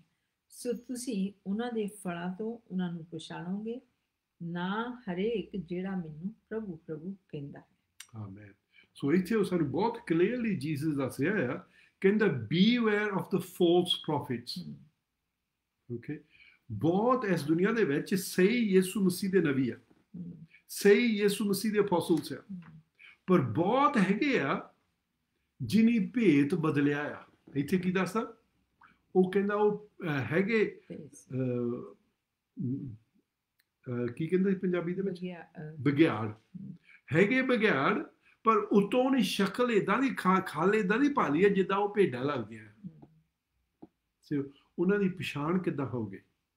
ਉਹ ਕਹਿੰਦਾ ਉਹਨਾਂ ਦੀ ਉਦੋਂ ਪਛਾਣ ਹੋਣੀ ਆ ਜਦੋਂ ਉਹ ਐਕਸ਼ਨਸ ਕਰਨ ਲੱਗਦੇ ਆ, ਜਦੋਂ ਉਹ ਸਾਡੇ ਤੇ ਵਰਤਾਉਣ ਲੱਗਦੇ ਆ, ਫਿਰ ਸਾਨੂੰ ਖਿਆਲ ਰੱਖਣਾ ਪੈਣਾ, ਸਾਨੂੰ ਦੇਖਣਾ ਪੈਣਾ। ਬਗਿਆੜ ਕੀ ਕਰਦਾ ਹੁੰਦਾ? ਇੱਥੇ ਅੰਗਰੇਜ਼ੀ ਵਿੱਚ ਵੋਲਫ ਸਾਦੇ ਕੀ ਕਰਦਾ ਹੁੰਦਾ? ਉਹ ਸਭ ਕੁਝ ਪਾੜ ਸਕਦਾ ਹੈ। ਮੈਨੂੰ ਇੱਥੇ ਕੋਈ ਜਾਣਦਾ ਸੀ, ਉਹਨਾਂ ਦੇ ਕੋਈ ਨਿੱਕਾ ਜਿਹਾ ਛੋਟਾ ਜਿਹਾ ਫਾਰਮ ਸੀ, ਉਹਨਾਂ ਦੇ ਇੱਕ ਕੁਕੜੀਆਂ ਰੱਖੀਆਂ ਸੀਗੀਆਂ। ਉਹ ਕੁਕੜੀਆਂ ਦੇ ਜਿੱਥੇ ਰੱਖੀਆਂ ਸੀ ਉਹ ਹਾਲ ਦਾ ਸੀਲ ਨਹੀਂ ਹੋਇਆ, ਕਿਸੇ ਦਿਨ ਖੁੱਲੀ ਡੋਰ ਹੈਗੀ ਜਾਂ ਕੋਈ ਵਿੱਚ ਦੀ ਚੀਜ਼ ਹੈਗੀ, ਅਤੇ ਉਹਦੇ ਵਿੱਚ ਦੀ ਇੱਕ ਲੂੰਬੜੀ ਬਣ ਗਈ। ਉਹਨੇ ਕੀ ਕੀਤਾ, ਜਿੰਨੇ ਵੀ ਉੱਥੇ ਕੁਕੜੀਆਂ ਸੀ, ਮੈਂ ਕਿਹਾ 15 ਉਹਨਾਂ ਦੀਆਂ ਵਿਚਾਰਿਆਂ ਦੀ ਕੁਕੜੀਆਂ ਸੀ, ਸਾਰੀਆਂ ਮਾਰ ਸਟੀਆਂ। ਇੱਦਾਂ ਹੀ ਨਹੀਂ ਬਈ ਜਿਹੜੀ ਖਾਣ ਨੂੰ ਵਰਤ ਲਈਆਂ, ਨਹੀਂ, ਸਾਰੀਆਂ ਮਾਰ ਸਟੀਆਂ। ਓਕੇ, ਇਹ ਜਿਹੜਾ ਵੋਲਸ ਹੁੰਦੇ ਆ, ਉਹ ਬਗਿਆੜ ਹੁੰਦੇ ਆ, ਉਹ ਨਾਸ਼ ਕਰ ਦਿੰਦੇ ਆ। ਓਕੇ, ਸਾਨੂੰ ਨਹੀਂ ਲੁੱਟਣਾ ਮਾਰਨਾ ਹੈ। ਕਈ ਵਾਰੀ ਸਾਨੂੰ ਪਛਾਣ ਨਹੀਂ ਹੋਣਾ, ਸਾਨੂੰ ਪਤਾ ਨਹੀਂ ਲੱਗਣਾ ਹੈਗਾ। ਓਕੇ, ਕਾਹਤੇ ਕਰਕੇ ਉੱਤੋਂ ਭੇਡਾਂ ਵਾਲੇ ਲੱਗਦੇ ਆ। ਸਾਈਨਸ ਐਂਡ ਵੰਡਰਸ ਹੁੰਦੇ ਆ, ਮਿਰਕਲਸ ਹੁੰਦੇ, ਹੀਲਿੰਗਸ ਹੋ ਰਹੀਆਂ। ਓਕੇ, ਪਰ ਸਾਨੂੰ ਉਹਨਾਂ ਦੀ ਸ਼ਕਲ ਪਛਾਣਨ ਦੀ ਜ਼ਰੂਰਤ ਹੈ। ਫਿਰ ਸਾਨੂੰ ਇਹ ਨਹੀਂ ਜ਼ਰੂਰਤ ਕਹਿਣ ਦੀ ਝੂਠਾ ਝੂਠਾ ਝੂਠਾ, ਨੋ। ਕੀ ਕਹਿੰਦਾ? ਉਹਨਾਂ ਦੇ ਫਲਾਂ ਨੂੰ ਦੇਖ ਕੇ ਪਰੇ ਹੋ ਜਾਓ, ਉਹਨਾਂ ਦੇ ਫਲਾਂ ਨੂੰ ਦੇਖ ਕੇ ਦੂਰ ਹੋ ਜਾਓ। ਫਿਰ ਹੋਰ ਕੋਈ ਚੱਜ ਟੋਲ ਲਓ ਜਿੱਥੇ ਤੁਹਾਨੂੰ ਪਤਾ ਆ, ਜਿੱਥੇ ਹੋਰ ਭੈਣ ਭਰਾ ਚੰਗੀ ਅਗਵਾਈ ਦਿੰਦੇ ਆ ਵੀ ਉਹ ਚੰਗੇ ਆ। ਓਕੇ, ਸੋ ਇੱਥੇ ਜ਼ਰੂਰਤ ਹੈ ਸਾਨੂੰ ਸਹੀ ਜਗ੍ਹਾ ਦੇ ਵਿੱਚ ਜਾਣ ਦੀ। ਹੁਣ ਟਾਈਮ ਆ, ਅਖੀਰਲੇ ਦਿਨ ਆ, ਅਤੇ ਸਾਨੂੰ ਇੱਥੇ ਦੇਖਣ ਦੀ ਜ਼ਰੂਰਤ ਆ, ਸਾਨੂੰ ਪਾਲਣ ਦੀ ਜ਼ਰੂਰਤ ਆ। ਅੱਖਾਂ ਮੀਟ ਕੇ ਨਾ ਤੁਰੇ ਫਿਰੋ, ਅੱਜ ਸਾਨੂੰ ਜਾਚਣ ਦੀ ਜ਼ਰੂਰਤ ਆ। ਹੋ ਸਕਦਾ ਯਿਸੂ ਮਸੀਹ ਇਸ ਸਾਲ ਦੇ ਵਿੱਚ ਆ ਜਾਵੇ, ਹੋ ਸਕਦਾ ਬਹੁਤ ਛੇਤੀ ਆ ਜਾਵੇ, ਅਤੇ ਅਸੀਂ ਰੋਂਗ ਜਗ੍ਹਾ ਦੇ ਵਿੱਚ ਹੋਏ, ਅਤੇ ਫਿਰ ਅਸੀਂ ਇੱਥੇ ਰਹਿ ਜਾਣਾ। ਅਸੀਂ ਉਹਦੇ ਨਾਲ ਨਹੀਂ ਜਾਣਾ ਹੈਗਾ। ਕਾਹਤੇ ਕਰਕੇ ਅਸੀਂ ਉਹਨਾਂ ਦੇ ਮਗਰ ਲੱਗੇ ਹੋਏ ਸੀ ਜਿਹੜੇ ਪ੍ਰਭੂ ਦੇ ਬਚਨ ਉੱਤੇ ਨਹੀਂ ਖੜੇ ਸੀ, ਜਿਹੜੇ ਪ੍ਰਭੂ ਦੇ ਬਚਨ ਨਹੀਂ ਸਕਾਲਦੇ ਸੀਗੇ। ਉਹ ਆਪਣੇ ਵਾਸਤੇ ਚੀਜ਼ਾਂ ਕਰਦੇ ਸੀਗੇ। ਜ਼ਰੂਰ ਸਾਈਨਸ ਐਂਡ ਵੰਡਰਸ ਹੋ ਸਕਦਾ, ਜਿੱਦਾਂ ਆਪਾਂ ਪੜ੍ਹਦੇ ਸੀ, ਹੀਲਿੰਗ ਹੋ ਸਕਦਾ, ਓਕੇ, ਪ੍ਰੋਫਸੀਆਂ ਹੋ ਸਕਦੀਆਂ, ਪਰ ਇਹ ਨਹੀਂ ਆਪਾਂ ਦੇਖਦੇ ਹੈਗੇ। ਆਪਾਂ ਪਰਮੇਸ਼ਰ ਦੇ ਫਲ ਦੇਖਦੇ ਹਾਂ। ਓਕੇ ਜੀ, ਪ੍ਰੇਜ਼ ਦ ਲਾਰਡ। ਆਪਾਂ ਪਹਿਲਾ ਥਿਮੋਥੀ ਉਹਦਾ 6ਵਾਂ ਚੈਪਟਰ ਦੀ 10ਵੀਂ ਆਇਤ ਪੜ੍ਹਦੇ ਹਾਂ। ਇਹ ਨਿਊ ਟੈਸਟਮੈਂਟ ਦੇ ਵਿੱਚ ਹੀ ਆ, ਅਖੀਰੀ ਥੋੜ੍ਹੀਆਂ ਬੁੱਕਾਂ ਦੇ ਵਿੱਚ। ਪਹਿਲਾ ਤਿਮੋਥੀਅਸ ਜਿਹਨੂੰ ਪੰਜਾਬੀ 'ਚ ਕਿਹਾ ਜਾਂਦਾ, ਉਹਦਾ 6ਵਾਂ ਚੈਪਟਰ ਤੇ 10ਵੀਂ ਆਇਤ। ਫਸਟ ਤਿਮੋਥੀਅਸ ਚੈਪਟਰ 6 ਵਰਸ 10। ਕਿਉਂ ਜੋ ਮਾਇਆ ਦਾ ਲੋਭ ਹਰ ਪ੍ਰਕਾਰ ਦੀਆਂ ਬੁਰਾਈਆਂ ਦੀ ਜੜ ਹੈ। ਕਈ ਲੋਕ ਉਹਨੂੰ ਲੋਚਦਿਆਂ ਨੇਚਾ ਦੇ ਰਾਹੋਂ ਕੁੱਥ ਗਏ, ਜਾਣੀ ਕਿ ਭਟਕ ਗਏ, ਅਤੇ ਆਪਣੇ ਆਪ ਨੂੰ ਅਨੇਕ ਗਮਾਂ ਦੀਆਂ ਤੀਰਾਂ ਨਾਲ ਬਿੰਨਿਆ ਹੈ। ਆਮੀਨ। ਮੈਨੂੰ ਹਾਲੇ ਥੋੜ੍ਹਾ ਚਿਰ ਕ੍ਰਿਸਚੀਅਨ ਬੜੇ ਨੂੰ ਹੋਇਆ ਸੀ, ਜਦੋਂ ਮੈਂ ਜਿੱਥੇ ਕੰਮ ਕਰਦਾ ਹੁੰਦਾ ਕਰਕੇ ਮੈਂ ਉੱਥੇ ਪੋਸਟਰ ਲਾਤੇ ਸੀਗੇ ਪ੍ਰਭੂ ਦੇ ਬਚਨਾਂ ਦੇ, ਤਾਂ ਉਹ ਕਈਆਂ ਨੇ ਮੇਰੇ ਕੋਲ ਆ ਕੇ ਗੱਲਾਂ ਕਰਨੀਆਂ। ਇੱਕ ਮੇਰੇ ਕੋਲ ਆਇਆ, ਗੋਰਾ ਸੀਗਾ, ਇੱਥੇ ਅੰਗਰੇਜ਼ ਸੀ, ਅਤੇ ਉਹ ਮੈਨੂੰ ਕਹਿਣ ਲੱਗਾ ਮਨੀ ਇਜ਼ ਈਵਲ। ਓਕੇ, ਤੇ ਜਿੰਨੇ ਵੀ ਪੈਸੇ ਆ ਨਾ, ਇਹ it's a root to all evil. ਇਹ ਆ ਕਹਿੰਦਾ ਸਾਰੇ ਪਾਪਾਂ ਦੀ ਜੜ। ਮੈਂ ਕਿਹਾ ਬਾਈਬਲ 'ਚ ਲਿਖਿਆ ਆ, ਪਰ ਮੈਨੂੰ ਠੀਕ ਨਹੀਂ ਲੱਗਦਾ, ਕਰਕੇ ਪੈਸੇ ਤਾਂ ਸਾਰੇ ਕੋ ਹੁੰਦੇ ਆ। ਓਕੇ, ਜਦੋਂ ਫਿਰ ਮੈਂ ਬਾਈਬਲ 'ਚੋਂ ਟੋਲ ਕੇ ਦੇਖਿਆ, ਆਹ ਆਇਤ ਪੜ੍ਹੀ ਜਿਹੜੀ ਆਪਾਂ ਹੁਣ ਪੜ੍ਹ ਕੇ ਹਟੇ, for the love of money, ਪੈਸੇ ਦਾ ਪਿਆਰ ਸਾਰੇ ਪਾਪਾਂ ਦੀ ਜੜ ਆ। ਓਕੇ, ਇੱਥੋਂ ਬਹੁਤ ਵਾਰੀ ਲੋਕੀ ਸਹੀ ਸ਼ੁਰੂ ਹੁੰਦੇ ਆ, ਉਹ ਸਹੀ ਪਾਸਟਰ, ਸਹੀ ਅਪੋਸਲ, ਸਹੀ ਪ੍ਰੋਫਿਟਸ ਹੁੰਦੇ ਆ, ਪਰ ਜਦੋਂ ਪੈਸੇ ਦਾ ਪਿਆਰ ਆਉਣ ਲੱਗ ਪੈਂਦਾ ਆ, ਤੇ ਉਹ ਫਿਰ ਕਈ ਵਾਰੀ ਖੁੰਝਣ ਲੱਗ ਪੈਂਦੇ, ਕਈ ਵਾਰੀ ਫਿਰ ਉਹ ਖਿਸਕਣ ਲੱਗ ਪੈਂਦੇ ਆ, ਫਿਰ ਉਧਰ ਨੂੰ ਜਾਣ ਲੱਗ ਪੈਂਦੇ ਆ। ਸੋ ਇੱਥੇ ਪਹਿਲੀ ਚੀਜ਼ ਜੋ ਆਪਾਂ ਦੇਖਦੇ ਆ, ਬਈ ਚਰਚਾਂ ਦੇ ਵਿੱਚ ਕਲੈਕਸ਼ਨ ਹੁੰਦੇ ਆ, ਕੋਈ ਪ੍ਰੋਬਲਮ ਨਹੀਂ ਹੈਗੀ, ਪਰ ਜਦੋਂ ਸਾਡੇ ਤੇ ਕੋਈ ਪ੍ਰੈਸ਼ਰ ਪਾ ਕੇ ਕੋਈ ਪੈਸਾ ਮੰਗਦਾ ਆ, ਜਦੋਂ ਸਾਨੂੰ ਕੋਈ ਕਿਸੇ ਤਰ੍ਹਾਂ ਕਿਸੇ ਤਰੀਕੇ ਨਾਲ ਸਾਡੇ ਕੋਲ ਪੈਸੇ ਖਿੱਚਣਾ ਚਾਹੁੰਦੇ ਆ, ਫਿਰ ਸਾਨੂੰ ਦੇਖਣਾ ਪੈਣਾ ਹੈ ਬਈ ਇਹ ਸਹੀ ਆ। ਅਸੀਂ ਬਲੀਵ ਕਰਦੇ, ਮੈਂ ਬਲੀਵ ਕਰਦਾ ਬਾਈਬਲ ਆਪਾਂ ਨੂੰ ਸਿਖਾਉਂਦੀ ਆ, ਸਾਨੂੰ 10ਵਾਂ ਹਿੱਸਾ ਦੇਣਾ ਚਾਹੀਦਾ ਆ। ਜਿਹੜੀ ਵੀ ਚਰਚ ਨੂੰ ਜਾਂਦੇ, ਜਗਦੀਸ਼ ਦੀ ਚਰਚ ਨੂੰ ਨਹੀਂ, ਜਿਹੜੀ ਵੀ ਤੁਸੀਂ ਚਰਚ ਨੂੰ ਜਾਂਦੇ ਆ, ਜਿੰਨੇ ਆਲ ਨੇਸ਼ਨ ਚਰਚ ਨੂੰ ਆਉਂਦੇ, ਆਲ ਨੇਸ਼ਨਸ ਨੂੰ ਆਉਣਾ ਚਾਹੀਦਾ। ਜੇ ਤੁਸੀਂ ਹੋਰ ਚਰਚ ਨੂੰ ਜਾਂਦੇ, ਤੁਹਾਨੂੰ ਉੱਥੇ ਦੇਣਾ ਚਾਹੀਦਾ ਆ। ਇਹਦੇ ਵਿੱਚ ਕੋਈ ਪ੍ਰੋਬਲਮ, ਇਹ ਗੱਲ ਨਹੀਂ ਆਪਾਂ ਕਰ ਰਹੇ ਹੈਗੇ। ਪਰ ਕਈ ਮੇਰੇ ਭੈਣ ਭਰਾ, ਉਹਨਾਂ ਦੇ ਅੱਖਾਂ ਤੇ ਪਰਦਾ ਪੈ ਗਿਆ ਆ, ਤੇ ਉਹ ਤੁਹਾਡੇ ਪੈਸਿਆਂ ਦੇ ਮਗਰ ਪਏ ਹੋਏ ਆ, ਤੇ ਕਿਸੇ ਤਰ੍ਹਾਂ ਉਹਨੇ ਤੁਹਾਡੇ ਤੋਂ ਪੈਸੇ ਖਿੱਚਣੇ ਆ। ਕੀ ਹੋਇਆ, ਸਾਡਾ ਪੈਸਿਆਂ ਦੇ ਨਾਲ ਪਿਆਰ ਬਹੁਤ ਪੈ ਗਿਆ ਆ, ਤੇ ਅਸੀਂ ਪ੍ਰਭੂ ਦੇ ਬਚਨ ਤੋਂ ਦੂਰ ਹੋ ਗਏ, ਲੋਕਾਂ ਨੂੰ ਸਹੀ ਸਿੱਖਿਆ ਦੇਣ ਤੋਂ ਅਸੀਂ ਦੂਰ ਹੋ ਗਏ। ਸੋ ਅਸੀਂ ਇਹ ਫਿਰ ਹੁਣ ਸਿਖਾਉਣਾ ਆ, ਬਈ ਸਾਨੂੰ ਪੈਸੇ ਆਉਣੇ ਚਾਹੀਦੇ ਆ। ਪੈਸੇ ਹੋਰ ਕਿੱਦਾਂ ਕੱਢ ਸਕਦੇ, ਪੈਸੇ ਲੋਕਾਂ ਨੂੰ ਕਿੱਦਾਂ ਲੈ ਸਕਦੇ ਆ।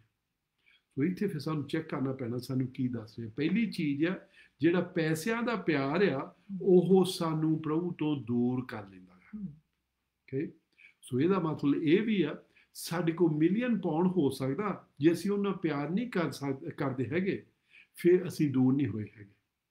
ਓਕੇ, ਪਰ ਕਈ ਵਾਰੀ ਸਾਡੇ ਕੋਲ 1 ਪਾਉਂਡ ਵੀ ਹੋ ਸਕਦਾ ਹੈ, ਜੇ ਅਸੀਂ ਉਹਨਾਂ ਬਹੁਤ ਪਿਆਰ ਕਰਦੇ ਹਾਂ, ਤੇ ਸਾਨੂੰ ਪੈਸਿਆਂ ਨਾਲ ਪਿਆਰ ਆ। ਸੋ ਇੱਥੇ ਆਪਾਂ ਗਲਤ ਨਹੀਂ ਸਮਝਣਾ ਹੈਗਾ, ਸਹੀ ਸਮਝਣਾ। ਅਸੀਂ ਦੇਖਣਾ ਵੀ ਅਸੀਂ ਪੈਸਿਆਂ ਦੇ ਮਗਰ ਪਏ ਹੋਏ ਆ, ਕਿ ਅਸੀਂ ਪ੍ਰਭੂ ਯਿਸੂ ਮਸੀਹ ਦੇ ਬਚਨ ਦੇ ਮਗਰ। ਦੂਸਰੀ ਚੀਜ਼ ਜਿਹੜੀ ਮੈਂ ਥੋੜ੍ਹੇ ਦੱਸਦਾ, ਪਰ ਜ਼ਿਆਦਾ ਵੀ ਇਹ 'ਚੋਂ ਦੇਖ ਸਕਦੇ, ਕਰਕੇ ਇੰਨਾ ਟਾਈਮ ਨਹੀਂ ਹੁੰਦਾ ਹੈਗਾ। ਸੋ ਦੂਸਰੀ ਚੀਜ਼, ਜਿਹੜੇ ਕਈ ਵਾਰੀ ਲੀਡਰਸ ਜਾਂ ਪਾਸਟਰਸ ਜਿੱਥੋਂ ਰੋਂਗ ਹੋ ਸਕਦੇ, ਜਿਹੜੀ ਸਾਨੂੰ ਗਲਤ ਪਾਸੇ ਲਿਜਾਣ ਜਾਂਦੀ ਆ, ਕਈ ਵਾਰੀ ਸਾਡੀ ਅੱਖ ਬੁਰੀ ਹੋ ਜਾਂਦੀ ਆ। ਜਦੋਂ ਅਸੀਂ ਭੈਣਾਂ ਜਾਂ ਭਰਾਵਾਂ ਵੱਲ ਨੂੰ ਦੇਖਦੇ ਹਾਂ, ਤੇ ਅਸੀਂ ਉਹਨਾਂ ਨੂੰ ਲੋਚਣ ਲੱਗ ਪੈਂਦੇ ਹਾਂ। ਅਸੀਂ ਕੀ ਕਹਿੰਦੇ, ਇਹਨਾਂ ਅਸੀਂ ਕੋਈ ਖਰਾਬੀ ਕਰੀਏ। ਮੈਂ ਸੈਕਸ਼ੂਅਲ ਨੇਚਰ ਦੀ ਗੱਲ ਕਰ ਰਿਹਾ ਹਾਂ। ਓਕੇ, ਯਿਸੂ ਮਸੀਹ ਨੇ ਇਸ ਚੀਜ਼ ਦੇ ਬਾਰੇ ਕਿਹਾ ਸੀ, ਸਟੈਂਡਰਡ ਆਪਣੇ ਵਾਸਤੇ ਰੱਖਿਆ ਆ। ਓਕੇ, ਉਹ ਕੀ ਆ, ਮਥੀ ਦੀ ਕਿਤਾਬ, ਉਹਦਾ 5ਵਾਂ ਚੈਪਟਰ, ਉਹਦੀ 27 ਤੇ 28 ਆਪਾਂ ਪੜ੍ਹਦੇ। ਪਲੀਜ਼ ਮੇਰੇ ਨਾਲ ਪੜ੍ਹਨਾ। ਜਿਹੜੀਆਂ ਮੈਂ ਚੀਜ਼ਾਂ ਦੱਸਦਾ, ਮੇਰੇ ਵੱਲੋਂ ਨਹੀਂ ਹੈਗੀਆਂ, ਕਈ ਵਾਰੀ ਮੈਂ ਅਨਕੰਫਰਟੇਬਲ ਫੀਲ ਕਰਦਾ। ਓਕੇ, ਇਹ ਤੁਹਾਨੂੰ ਦੱਸਣ ਨੂੰ, ਪਰ ਸਾਨੂੰ ਬਚਨ ਦੱਸਣ ਦੀ ਜ਼ਰੂਰਤ ਹੈ। ਫਿਰ ਤੁਸੀਂ ਦੇਖ ਸਕੋ, ਆਪਣੇ ਵੱਲ ਵੀ ਦੇਖ ਸਕੋ, ਆਪਣੇ ਲੀਡਰਾਂ ਵੱਲ ਵੀ ਦੇਖ ਸਕੋ, ਆਪਣੀ ਚਰਚ ਵੱਲ ਵੀ ਦੇਖ ਸਕੋ, ਸਿੱਖਿਆ ਸਹੀ ਆ ਕਿ ਗਲਤ ਆ। ਓਕੇ, ਹਾਂਜੀ ਦੱਸਿਓ। ਮਤੀ ਚੈਪਟਰ 5 ਉਹਦਾ 27 ਤੇ 28। Matthew chapter 5 verse 27 and 28।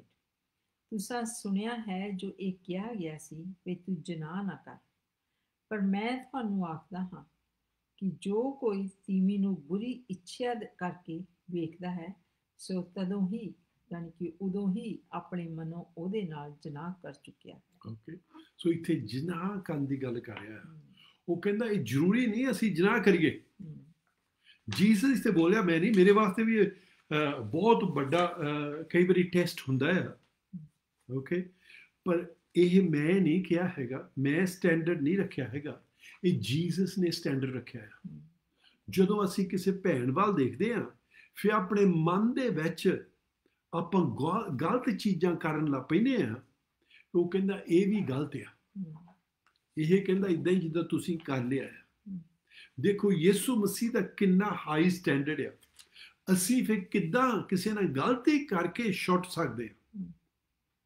ਜੇ ਅਸੀਂ ਇਹਦੇ ਵਿੱਚ ਵੀ ਫਸੇ ਹੋਏ ਹਾਂ, ਸਾਨੂੰ ਹੁਣ ਦੇਖਣ ਦੀ ਜ਼ਰੂਰਤ ਆ ਤੇ ਤੋਬਾ ਕਰਨ ਦੀ ਜ਼ਰੂਰਤ ਆ। ਜੇ ਪੈਸੇ ਦੇ ਲੋਭ ਵਿੱਚ, ਪੈਸੇ ਦੇ ਪਿਆਰ ਵਿੱਚ ਫਸੇ ਸੀ, ਉੱਥੋਂ ਵੀ ਅਸੀਂ ਅੱਜ ਵੀ ਤੋਬਾ ਕਰਕੇ ਨਿਕਲ ਸਕਦੇ ਹਾਂ। ਇਹਦੇ ਵਿੱਚੋਂ ਵੀ ਅਸੀਂ ਅੱਜ ਵੀ ਤੋਬਾ ਕਰਕੇ ਨਿਕਲ ਸਕਦੇ ਹਾਂ। ਜਿੰਨਾ ਚਿਰ ਅਸੀਂ ਜੀਂਦੇ ਹਾਂ, ਸਾਡੇ ਕੋਲ ਚਾਂਸ ਹੈਗਾ ਆ ਵੀ ਅਸੀਂ ਤੋਬਾ ਕਰਕੇ ਨਿਕਲ ਸਕਦੇ ਹਾਂ। ਜੇ ਅਸੀਂ ਇਹਦੇ ਵਿੱਚ ਹੀ ਮਰ ਗਏ, ਤੋਬਾ ਨਹੀਂ ਕੀਤੀ, ਬਚਨ ਸਾਨੂੰ ਦੱਸਦਾ ਆ, ਫਿਰ ਅਸੀਂ ਆਪਣਾ ਰਸਤਾ ਸਵਰਗਾਂ ਦਾ ਛੱਡ ਲਿਆ ਤੇ ਅਸੀਂ ਨਰਕਾਂ ਦੇ ਰਸਤੇ ਉੱਤੇ ਪੈ ਗਏ ਹਾਂ। ਤੇ ਸਾਨੂੰ ਫਿਰ ਖਬਰਦਾਰ ਰਹਿਣ ਦੀ ਜ਼ਰੂਰਤ ਹੈ, ਕਿਉਂਕਿ ਅਸੀਂ ਬਹੁਤ ਡੇਂਜਰਸ ਜਗ੍ਹਾ ਦੇ ਵਿੱਚ ਹਾਂ। ਤੀਸਰੀ ਚੀਜ਼ ਜਿਹੜੀ ਸਾਨੂੰ ਆਪਾਂ ਨੂੰ ਦੇਖਣ ਦੀ ਜ਼ਰੂਰਤ ਆ, ਹੈਗੀਆਂ ਬਹੁਤ, ਮੈਂ ਮੇਨ 3 ਚੀਜ਼ਾਂ ਲਿਖੀਆਂ ਸੀਗੀਆਂ। ਤੀਸਰੀ ਚੀਜ਼ ਜਿਹੜੀ ਸਾਨੂੰ ਜ਼ਰੂਰਤ ਆ, ਅਸੀਂ ਜਿਹੜੇ ਲੀਡਰਸ ਹੁੰਦੇ ਉਹ ਕਈ ਵਾਰੀ ਕੰਪਲੀਟ ਪਾਵਰ, ਕੰਪਲੀਟ ਅਥਾਰਟੀ ਚਾਹੁੰਦੇ ਆ। ਪਰ ਬਾਈਬਲ ਸਾਨੂੰ ਆਹ ਦੱਸ ਰਹੀ ਹੈ, ਮਥੀ ਦੀ ਕਿਤਾਬ ਉਹਦਾ 20ਵਾਂ ਚੈਪਟਰ, ਉਹਦੀ 25 ਤੋਂ 28 ਆਇਤ ਆਪਾਂ ਪੜ੍ਹੋਗੇ। Matthew chapter 20 verse 25 to 28। That's right। ਆਪਾਂ ਮਤੀ ਉਹਦਾ 20ਵਾਂ ਚੈਪਟਰ 25 ਤੋਂ ਲੈ ਕੇ 28 ਤੱਕ ਪੜ੍ਹਨ ਲੱਗੇ।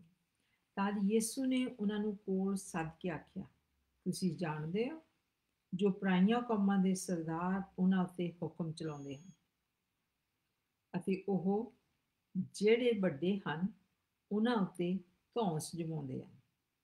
ਤੁਹਾਡੇ ਵਿੱਚ ਅਜਿਹਾ ਨਾ ਹੋਵੇ, ਪਰ ਜੋ ਕੋਈ ਤੁਹਾਡੇ ਵਿੱਚੋਂ ਵੱਡਾ ਹੋਣਾ ਚਾਹੇ ਸੋ ਤੁਹਾਡਾ ਟਹਿਲੂਆ ਹੋਵੇ, ਅਤੇ ਜੋ ਕੋਈ ਤੁਹਾਡੇ ਵਿੱਚੋਂ ਸਰਦਾਰ ਬਣਿਆ ਚਾਹੇ ਸੋ ਤੁਹਾਡਾ ਕਾਮਾ ਵੀ ਹੋਵੇ।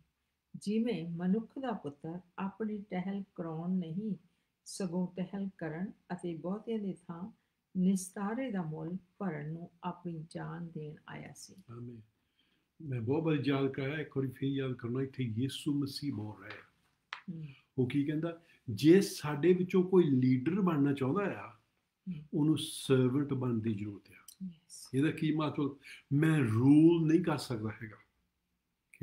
ਜੇ ਮੈਂ ਚਰਚ ਦਾ ਲੀਡਰ ਹਾਂ, ਇਟ ਡਸਨਟ ਮੀਨ ਮੈਂ ਰੂਲ। ਜ਼ਰੂਰ ਮੇਰੇ ਕੋਲ ਅਥਾਰਟੀ ਹੈਗੀ, ਜ਼ਰੂਰ ਮੈਨੂੰ ਲੋਕਾਂ ਦਾ ਆਪਣੇ ਜਿਹੜੇ ਭੈਣ ਭਰਾ ਉਹਨਾਂ ਨੂੰ ਕੰਮ ਦੱਸਣਾ ਪੈਣਾ ਵੀ ਤੁਸੀਂ ਆਹ ਕਰਨਾ, ਤੁਸੀਂ ਆਹ ਕਰਨਾ। ਯੈਸ, ਪਰ ਦਿਲ ਦੇ ਵਿੱਚ ਇੱਥੇ ਉਹ ਕੀ ਕਹਿੰਦਾ, ਸਾਨੂੰ ਉਹਨਾਂ ਦੇ ਸਰਵੈਂਟ ਬਣਨਾ ਪੈਣਾ ਹੈ। ਜਿੰਨਾ ਵੀ ਅਸੀਂ ਜ਼ਿਆਦਾ ਉੱਚਾ ਹੋਣਾ ਚਾਹੁੰਦੇ, ਉਹ ਕਹਿੰਦਾ ਉਨਾ ਜ਼ਿਆਦਾ ਸਰਵੈਂਟ ਜਾਂ ਸਲੇਵ, ਪੰਜਾਬੀ ਵਿੱਚ ਇਹ ਵੀ ਕਹਿੰਦਾ ਵੀ ਗੁਲਾਮ ਬਣਨਾ ਪੈਣਾ ਹੈ। ਸੋ ਇਹ ਸਟੈਂਡਰਡ ਯਿਸੂ ਮਸੀਹ ਦਾ ਆ। ਅਸੀਂ ਇੱਕ ਰੂਲ ਨਹੀਂ ਕਰਦੇ, ਅਸੀਂ ਇੱਕ ਰਾਜ ਨਹੀਂ ਕਰਦੇ ਹੈਗੇ, ਪਰ ਅਸੀਂ ਇੱਕ ਸੇਵਾ ਕਰਦੇ ਹਾਂ। ਜਦੋਂ ਸਾਨੂੰ ਇਹ ਚੇਤਾ ਭੁੱਲ ਜਾਂਦਾ ਆ, ਜੇ ਅਸੀਂ ਉੱਥੇ ਆ ਗਏ ਜਿੱਥੇ ਅਸੀਂ ਰੂਲ ਕਰਦੇ ਹਾਂ, ਜੇ ਤੁਸੀਂ ਆਪਣੇ ਲੀਡਰ ਨੂੰ ਦੇਖਦੇ, ਆਪਣੀ ਚਰਚ ਨੂੰ ਦੇਖਦੇ ਹੋ ਇੱਥੇ ਆ, ਫਿਰ ਆਪਾਂ ਨੂੰ ਮੁੜ ਕੇ ਫਿਰ ਦੇਖਣ ਦੀ, ਉਹ ਫਲਾਂ ਦੇਖਣ ਦੀ ਜ਼ਰੂਰਤ ਆ। ਫਿਰ ਸਾਨੂੰ ਦੇਖਣ ਦੀ ਜ਼ਰੂਰਤ ਆ, ਹੋਲੀ ਸਪਿਰਿਟ ਨੂੰ ਪੁੱਛਣ ਦੀ ਜ਼ਰੂਰਤ ਆ, ਮੈਨੂੰ ਕੀ ਕਰਨਾ ਚਾਹੀਦਾ, ਮੈਨੂੰ ਹੁਣ ਕਿਹੜਾ ਸਟੈਪ ਲੈਣਾ ਚਾਹੀਦਾ। ਕਰਕੇ ਜੇ ਅਸੀਂ ਉੱਥੇ ਰਹੇ, ਸਾਨੂੰ ਰੋਂਗ ਸਿੱਖਿਆ ਮਿਲ ਰਹੀ ਆ, ਤੇ ਅਸੀਂ ਰੋਂਗ ਨੀਂਹ ਰੱਖੀ ਹੋਈ ਤੇ ਰੋਂਗ ਜਗ੍ਹਾ ਦੇ ਵਿੱਚ ਜਾਣ ਨੂੰ ਤਿਆਰ ਆ। ਇਹ 3 ਜਿਹੜੀਆਂ ਮੇਨ ਚੀਜ਼ਾਂ ਸੀ ਮੈਂ ਲਿਖੀਆਂ ਸੀ, ਜਿਹਦੇ ਨਾਲ ਅਸੀਂ ਲੀਡਰਸ਼ਿਪ ਦੇਖ ਸਕਦੇ ਹਾਂ। ਦੂਸਰੀ, ਆਪਾਂ ਉਹਨਾਂ ਦੀਆਂ ਕੁਆਲਿਟੀਜ਼ ਦੇਖਦੇ ਹਾਂ, ਲੀਡਰਸ਼ਿਪ ਦੀਆਂ ਕੀ ਕੁਆਲਿਟੀਜ਼ ਹੁੰਦੀਆਂ ਆ, ਤੇ ਉਹਦੇ ਨਾਲ ਅਸੀਂ ਦੇਖ ਸਕਦੇ ਹਾਂ ਅਸੀਂ ਸਹੀ ਜਗ੍ਹਾ ਦੇ ਵਿੱਚ, ਅਸੀਂ ਸਹੀ ਚੀਜ਼ ਕਿ ਨਹੀਂ ਖੜੀ ਹੈਗੀ। ਓਕੇ, ਸੋ ਜਿਹੜੇ ਲੀਡਰ ਵੀ ਦੇਖ ਰਹੇ, ਉਹ ਵੀ ਆਪਣੇ ਆਪ ਨੂੰ ਦੇਖ ਸਕਦੇ ਆ। ਕਰਕੇ ਕਈ ਵਾਰੀ ਮੇਰੇ ਭੈਣ ਮੈਨੂੰ ਪਤਾ, ਉਹ ਕਹਿੰਦੇ ਹੁੰਦੇ ਮੈਨੂੰ ਤਾਂ ਜੀ ਜੀਸਸ ਨੇ ਆਹ ਬਣਾਇਆ। ਓਕੇ, ਜ਼ਰੂਰ ਜੀਸਸ ਨੇ ਬਣਾਇਆ, ਪਰ ਆਪਾਂ ਦੇਖਦੇ ਹਾਂ ਜਿਹੜੇ ਅਪੋਸਲ ਸੀਗੇ ਉਹ ਕਿੱਦਾਂ ਚੱਲਦੇ ਸੀਗੇ। ਸੋ ਪਹਿਲੀ ਚੀਜ਼ ਜਿਹੜੀ ਕੁਆਲਿਟੀ ਉਹਨਾਂ ਦੇ ਵਿੱਚ ਚਾਹੀਦੀ ਆ, ਆਪਾਂ ਪਿਛਲੇ ਹਫ਼ਤੇ ਵੀ ਦੇਖਿਆ ਸੀ, ਦੇ ਮਸਟ ਬੀ ਅਪੋਇੰਟਡ ਬਾਈ ਗॉड। ਜਿਹਨੂੰ ਵੀ ਯਿਸੂ ਮਸੀਹ ਨੇ ਬੁਲਾਇਆ, ਉਹ ਪਰਮੇਸ਼ਰ ਵੱਲੋਂ ਬੁਲਾਏ ਗਏ ਆ। ਫਿਰ ਜਿਹੜੇ ਦੂਸਰੇ ਪਰਮੇਸ਼ਰ ਦੇ ਸੇਵਕ ਆ, ਜਿਹੜੇ ਸਹੀ ਚੱਲ ਰਹੇ, ਬਹੁਤ ਚਾਹੀਦੇ ਐਸਟੈਬਲਿਸ਼ਡ ਆ, ਉਹਨਾਂ ਨੂੰ ਰੈਕਗਨਾਈਜ਼ ਕਰਨਾ ਚਾਹੀਦਾ ਹੈ। ਜੋ ਸਾਨੂੰ ਨਹੀਂ ਰੈਕਗਨਾਈਜ਼ ਕਰਦੇ ਹੈਗੇ, ਫਿਰ ਸਾਨੂੰ ਆਪਣੇ ਵੱਲ ਦੇਖਣ ਦੀ ਜ਼ਰੂਰਤ ਹੈ। ਇੱਕ ਬਾਜ ਲਾ ਕੇ ਅਸੀਂ ਕੁਛ ਨਹੀਂ ਬਣ ਸਕਦੇ ਹੈਗੇ। ਕਈਆਂ ਨੇ ਬਾਜ ਲਾਏ ਹੋਏ ਆ, ਤੇ ਪਰ ਕੋਈ ਉਹਨਾਂ ਨੂੰ ਰੈਕਗਨਾਈਜ਼ ਨਹੀਂ ਕਰਦਾ ਹੈਗਾ। ਜਿਹੜੇ ਚੈਰਦੀ ਐਸਟੈਬਲਿਸ਼ ਚਰਚ ਚੈਰਦੇ ਐਸਟੈਬਲਿਸ਼ ਲੀਡਰਸ ਹੋਏ ਉਹ ਰੈਕਗਨਾਈਜ਼ ਨਹੀਂ ਕਰਦੇ ਹੈਗੇ। ਉਹ ਕਹਿੰਦੇ ਕੰਮ ਜਾਂ ਨਾ ਕਰ, ਮੈਨੂੰ ਜੀਸਸ ਨੇ ਬੁਲਾਇਆ, ਮੈਨੂੰ ਕੋਈ ਮੰਨਣ ਨੂੰ ਤਿਆਰ ਨਹੀਂ ਹੈਗੇ। ਪਰ ਜਦੋਂ ਆਪਾਂ ਬਾਈਬਲ ਦੇ ਵਿੱਚੋਂ ਦੇਖਦੇ ਹਾਂ, ਜੀਸਸ ਨੇ ਬੁਲਾਇਆ ਵੀ ਹੋਵੇ ਪਰ ਫੇਰ ਵੀ ਉਹ ਲੀਡਰਸ ਜਿਹੜੇ ਆ ਉਹ ਫੇਰ ਵੀ ਦੂਸਰਿਆਂ ਦੇ ਦੇਖਦੇ ਆ ਵੀ ਉਹ ਸਾਨੂੰ ਰੈਕਗਨਾਈਜ਼ ਕਰਦੇ ਕਿ ਨਹੀਂ। ਸਾਨੂੰ ਜ਼ਰੂਰ ਚਰਚ ਦੀ ਜਿਹੜੇ ਚਰਚ ਲੀਡਰਸ ਆ ਉਹਨਾਂ ਦੀ ਵੀ ਰੈਕਗਨੀਸ਼ਨ ਚਾਹੀਦੀ ਹੈ। ਓਕੇ, ਦੂਸਰੀ ਚੀਜ਼ ਜਿਹੜੀ ਚਾਹੀਦੀ ਹੈ, leaders should be accountable. Okay, ਕੋਈ ਚਾਹੀਦਾ ਸਾਡੇ ਉੱਪਰ ਜਿਹਨੂੰ ਅਸੀਂ ਹਿਸਾਬ ਕਿਤਾਬ ਦੇਣਾ ਹੈ ਇਸ ਦੁਨੀਆ ਦੇ ਉੱਤੇ। ਓਕੇ, ਮੈਨੂੰ ਪਤਾ ਬਹੁਤ ਭੈਣ ਭਰਾਵਾਂ ਨੇ ਕਹਿਣਾ ਮੈਨੂੰ ਤਾਂ ਜੀਸਸ ਨੇ ਬੁਲਾਇਆ, ਮੈਨੂੰ ਕਿਸੇ ਹਿਸਾਬ ਦੇਣ ਦੀ ਲੋੜ ਹੈਗੀ। ਓਕੇ, ਜੀਸਸ ਇਸ ਵੇਲੇ ਇਸ ਧਰਤੀ ਉੱਤੇ ਨਹੀਂ ਹੈਗਾ, ਉਹਨੇ ਹੋਰ ਭੈਣ ਭਰਾਵਾਂ ਨੂੰ ਸਾਨੂੰ ਅਕਾਊਂਟੇਬਲ ਲੈਣ ਦੀ ਜ਼ਰੂਰਤ ਹੈ। ਮੈਂ ਬਹੁਤ ਵਾਰੀ ਪੌਲ ਦੀ ਮਿਸਾਲ ਦੇ ਹਟਿਆ ਹਾਂ ਤੇ ਆਪਾਂ ਫੇਰ ਇੱਕ ਵਾਰੀ ਦੇਖਾਂਗੇ ਅਖੀਰ ਤੇ। ਓਕੇ, ਪੌਲ ਜਿਹੜਾ ਦੱਸਦਾ ਆ, ਕਹਿੰਦਾ ਮੈਨੂੰ ਜੀਸਸ ਮਿਲਿਆ ਸੀ, ਉਹਦੇ ਨਾਲ ਬਹਿ ਕੇ ਮੈਂ ਸਾਰੀਆਂ ਚੀਜ਼ਾਂ ਸਿੱਖੀਆਂ ਜਿੰਨੀਆਂ ਵੀ ਮੈਂ ਸਿਖਾ ਰਿਹਾ। ਪਰ ਜਦੋਂ ਟਾਈਮ ਆਇਆ, ਉਹ ਜਿਹੜੀ ਜਰੂਸਲਮ ਦੇ ਵਿੱਚ ਚਰਚ ਸੀਗੀ, ਜਿਹਦੇ ਵਿੱਚ ਜੇਮਸ, ਪਤਰਸ ਤੇ ਯਹੂਨਾ ਲੀਡਰ ਸੀਗੇ, ਉਹ ਉਹਨਾਂ ਨੂੰ ਜਾ ਕੇ ਦੱਸਦਾ ਆ ਮੈਂ ਕੀ ਟੀਚ ਕਰ ਰਿਹਾ, ਮੈਂ ਤਾਂ ਬਾਰਨਬਸ ਕੀ ਟੀਚ ਕਰ ਰਹੇ ਆ। ਫਿਰ ਉਹਨਾਂ ਦਾ ਅਪਰੂਵਲ ਚਾਹੁੰਦਾ ਆ ਬਈ ਅਸੀਂ ਗਲਤ ਕਰਦੇ ਕਿ ਸਹੀ ਕਰਦੇ ਆ। ਫਿਰ ਉਹ ਕਹਿੰਦਾ ਉਹਨੇ ਮੈਨੂੰ ਆਪਣਾ ਸੱਜਾ ਹੱਥ ਦਿੱਤਾ। ਉਹਦਾ ਕੀ ਮਤਲਬ? ਹਾਂਜੀ ਤੁਸੀਂ ਸਹੀ ਆ, ਕਰੀ ਚਲੋ। ਕਈ ਚੀਜ਼ਾਂ ਉਹਨੇ ਚੇਂਜ ਕਰਨ ਨੂੰ ਵੀ ਕਹੀਆਂ, ਆਹ ਚੀਜ਼ ਤੇ ਇੱਦਾਂ ਵਰਤਣੀ, ਆਹ ਚੀਜ਼ ਤੇ ਇੱਦਾਂ ਵਰਤਣੀ। ਉਹਨੇ ਜਿੱਦਾਂ ਉਹਨੇ ਕਿਹਾ ਉਹ ਐਕਸੈਪਟ ਕਰ ਲਿਆ। ਇੱਦਾਂ ਨਹੀਂ ਕਿ ਮੈਂ ਨਹੀਂ ਇਹ 'ਚ ਬਿਲੀਵ ਕਰਦਾ ਹੈਗਾ, ਤੁਸੀਂ ਕਰੀ ਜਾਓ ਜੋ ਕਰਨਾ। ਅੱਜ ਕੱਲ੍ਹ ਇੱਦਾਂ ਦੇ ਲੀਡਰ ਆ। ਓਕੇ, ਕਈ ਵਾਰੀ ਜਿਹੜੇ ਆਪਣੇ ਮੇਨ ਲੀਡਰਸ ਆ ਉਹ ਸਾਨੂੰ ਕੋਈ ਚੀਜ਼ ਦੱਸ ਰਹੇ ਆ, ਪਰ ਅਸੀਂ ਅਥਾਰਟੀ ਰੈਕਗਨਾਈਜ਼ ਕਰਨ ਨੂੰ ਤਿਆਰ ਨਹੀਂ ਹੈਗੇ। ਅਸੀਂ ਉਹਦੇ ਵਿੱਚ ਜੋ ਸਾਡਾ ਦਿਲ ਕਰਦਾ ਉਹ ਕਰਨ ਨੂੰ ਤਿਆਰ ਆ। ਸੋ ਇਹਦੇ ਵਿੱਚ ਸਾਨੂੰ ਦੇਖਣਾ ਪੈਣਾ ਅਸੀਂ ਅਕਾਊਂਟੇਬਲ ਹਾਂ। ਮੇਰੀ ਚਰਚ ਦੇ ਵਿੱਚ ਜਿਹੜੇ ਮੇਰੇ ਲੀਡਰਸ ਆ ਉਹ ਜਦੋਂ ਮਰਜ਼ੀ ਮੈਨੂੰ ਪੁੱਲ ਇੱਕ ਪਾਸੇ ਨੂੰ ਕਰਕੇ, ਜੇ ਮੈਂ ਕਿਤੇ ਰੋਂਗ ਗਿਆ ਮੈਨੂੰ ਜਦੋਂ ਮਰਜ਼ੀ ਦੱਸ ਸਕਦੇ ਆ। ਤੇ ਜੇ ਮੈਂ ਤੀਸਰੀ ਜਿਹੜੀ ਹੁਣ ਚੀਜ਼ ਆ ਉਹਦੇ ਕਹਿਣ ਲੱਗਾ, ਜੇ ਮੈਂ ਹੰਬਲ ਆ ਤੇ ਮੈਂ ਉਹਨੂੰ ਐਕਸੈਪਟ ਕਰ ਲੈਣਾ। ਓਕੇ, ਸੋ ਤੀਸਰੀ ਕੁਆਲਿਟੀ ਜਿਹੜੀ ਲੀਡਰ ਦੀ ਚਾਹੀਦੀ ਹੈ, he must be humble and ready to serve others. ਉਹਨਾਂ ਨੂੰ ਨੀਵੇਂ ਹੋਣਾ ਚਾਹੀਦਾ ਤੇ ਦੂਸਰਿਆਂ ਦੀ ਸੇਵਾ ਕਰਨ ਨੂੰ ਤਿਆਰ ਹੋਣਾ ਚਾਹੀਦਾ। ਕਈ ਵਾਰੀ ਅਸੀਂ ਕਹਿੰਦੇ ਹੁੰਦੇ ਹਾਂਜੀ ਮੈਂ ਮੰਨਣ ਨੂੰ ਤਿਆਰ ਆ, ਪਰ ਜਦੋਂ ਜਿਹੜੇ ਸਾਡੇ ਉੱਤੇ ਲੀਡਰ ਹੁੰਦੇ ਆ ਜਿਨ੍ਹਾਂ ਨੂੰ ਅਸੀਂ ਕਿਹਾ ਅਸੀਂ ਤੁਹਾਡੇ ਤੇ ਤੁਸੀਂ ਜੀ ਮੈਂ ਅਕਾਊਂਟੇਬਲ ਆ ਤੁਹਾਨੂੰ, ਫਿਰ ਉਹ ਸਾਨੂੰ ਕਹਿੰਦੇ ਆ ਪਾਸਟਰ ਜਗਦੀਸ਼ ਇਸ ਟਾਈਮ ਅਸੀਂ ਚਾਹੁੰਦੇ ਹਾਂ ਬਈ ਤੁਸੀਂ 6 ਮਹੀਨਿਆਂ ਵਾਸਤੇ ਚਰਚ ਛੱਡ ਦਿਓ ਤੇ ਇੱਕ ਉੱਦਾਂ ਹੀ ਚਰਚ ਵਿੱਚ ਆਇਆ ਕਰੋ। ਹੈਂ, ਤੁਸੀਂ ਕੀ ਹੁੰਦੇ? ਮੈਂ ਇਹ ਚਰਚ ਆ ਬਣਾਈ ਹੋਈ ਆ, ਤੁਸੀਂ ਮੈਨੂੰ ਕਿੱਦਾਂ ਦੱਸ ਸਕਦੇ ਇਹ? ਓਕੇ, ਮੈਂ ਐਕਸੈਪਟ ਕਰਨ ਨੂੰ ਨਹੀਂ ਤਿਆਰ ਹੈਗਾ। ਕਈ ਵਾਰੀ ਇਹ ਟੈਸਟ ਸਾਡੇ ਕੋਲ ਪ੍ਰਭੂ ਵੱਲੋਂ ਆਉਂਦੇ ਆ। ਜੇ ਉਹ ਪ੍ਰਭੂ ਦੀ ਚਰਚ ਆ ਫਿਰ ਮੈਂ ਜਦੋਂ ਮਰਜ਼ੀ ਛੱਡ ਸਕਦਾ, ਜਦੋਂ ਮਰਜ਼ੀ ਪ੍ਰਭੂ ਨੂੰ ਕਹਿ ਸਕਦਾ ਤੁਹਾਡੀ ਹੈ, ਜਦੋਂ ਮਰਜ਼ੀ ਚੀਜ਼ ਲੈ ਲਓ। ਜੇ ਅਸੀਂ ਹੰਬਲ ਆ, ਅਕਾਊਂਟੇਬਲ ਆ, ਫਿਰ ਸਾਨੂੰ ਰੈਡੀ ਚਾਹੀਦਾ ਆ। ਇਹ ਕੁਆਲਿਟੀਜ਼ ਆ ਜਿਹੜੀਆਂ ਲੀਡਰਸ਼ਿਪ ਆ, ਜਿਹੜੀ ਸਹੀ ਲੀਡਰਸ਼ਿਪ ਆ।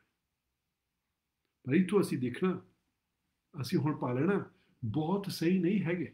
ਉਹਨਾਂ ਨੂੰ ਪਤਾ ਵੀ ਹੈਗਾ ਉਹ ਸਹੀ ਨਹੀਂ ਹੈਗੇ, ਪਰ ਉਹ ਸਹੀ ਨਹੀਂ ਕਰਨਾ ਚਾਹੁੰਦੇ ਕਰਕੇ ਉਹ ਕਹਿੰਦੇ ਮੇਰੀ ਚੀਜ਼ ਆ, ਮੈਂ ਇਹ ਬਣਾਈ ਆ, ਮੇਰੀ ਚਰਚ ਆ। ਨੋ, ਸਾਡੀ ਚਰਚ ਕਦੇ ਨਹੀਂ ਬਣਨੀ ਹੈਗੀ। ਅਸੀਂ ਅੰਡਰ ਸ਼ੈਪਰਡਸ ਹਾਂ।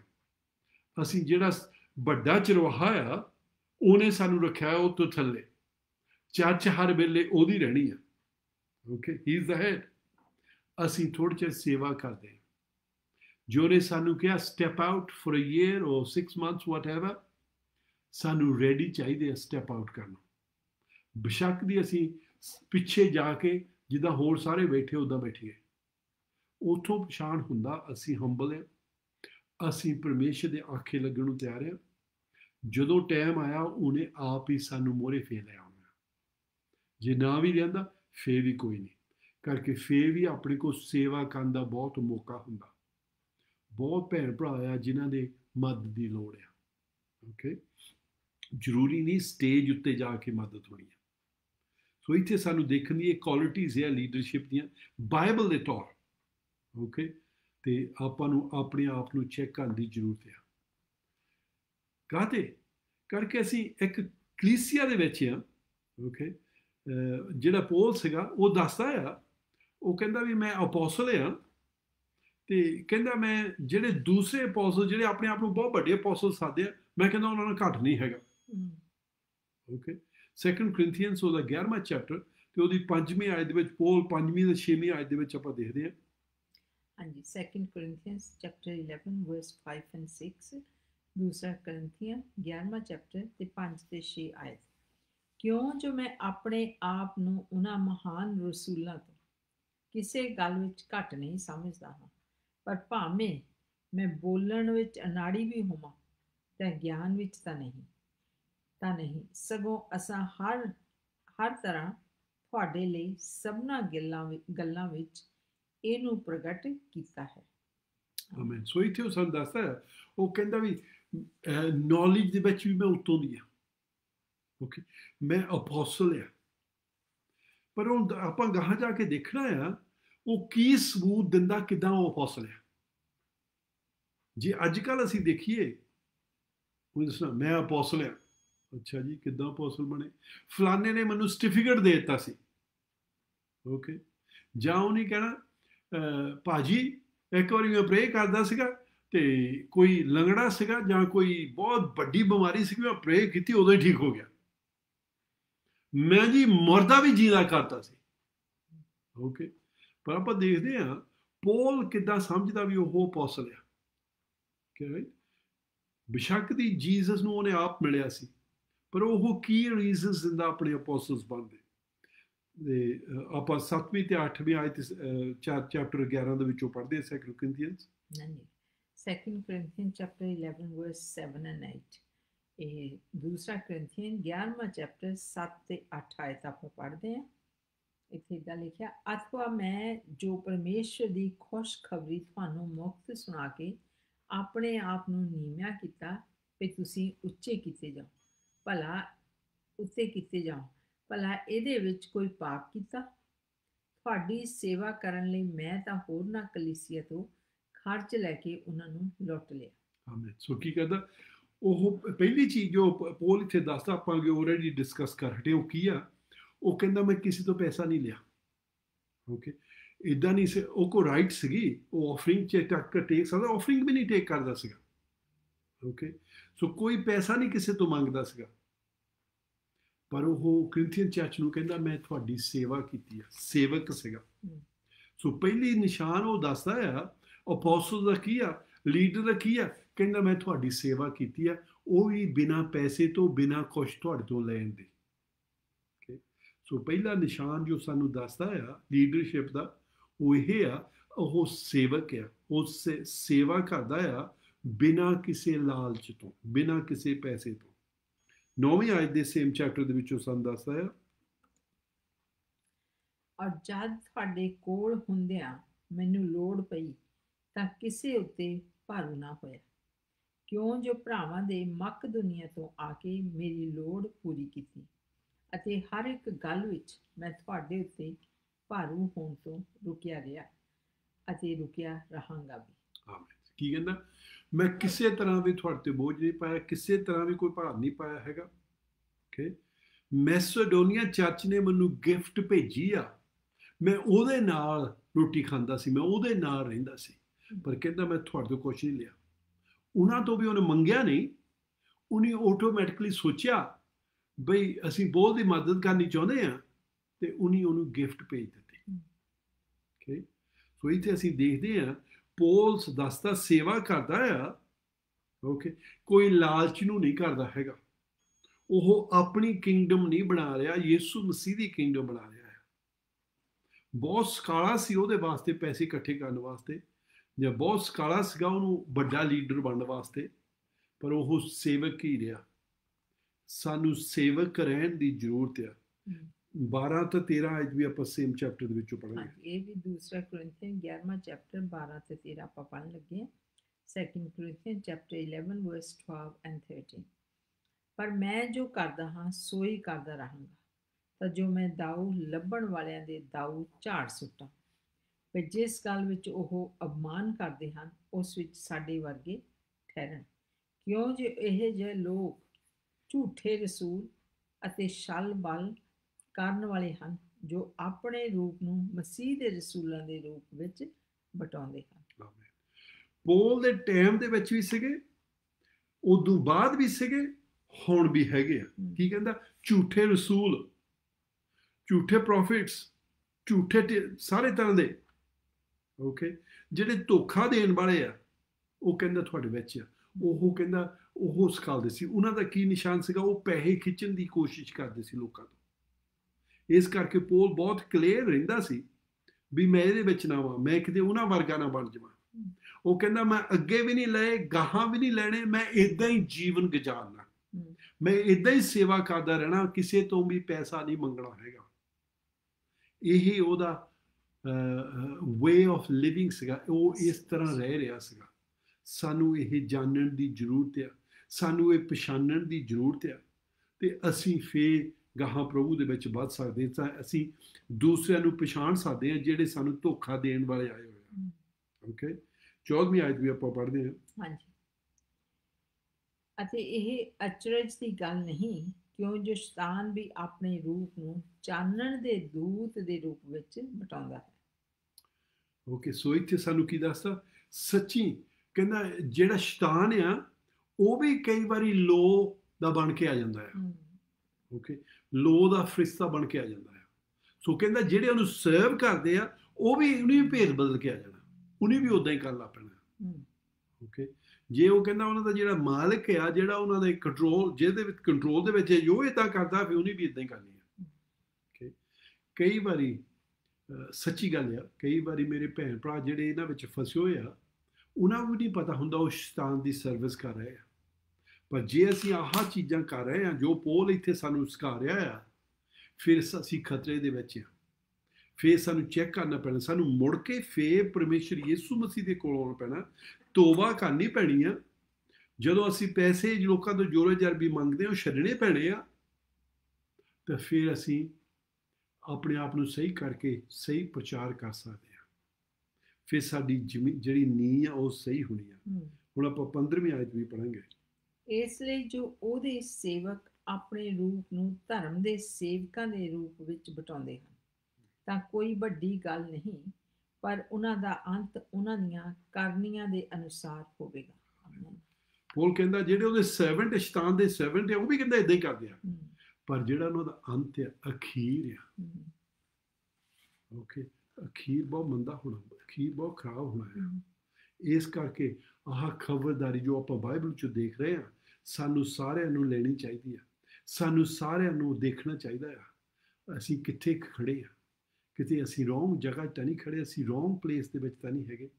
ਜੇ ਹੈਗੇ ਆ ਤਾਂ ਸਾਨੂੰ ਬਦਲਣ ਦੀ ਜ਼ਰੂਰਤ ਆ, ਸਾਨੂੰ ਸਹੀ ਜਗ੍ਹਾ ਆਉਣ ਦੀ ਜ਼ਰੂਰਤ ਆ।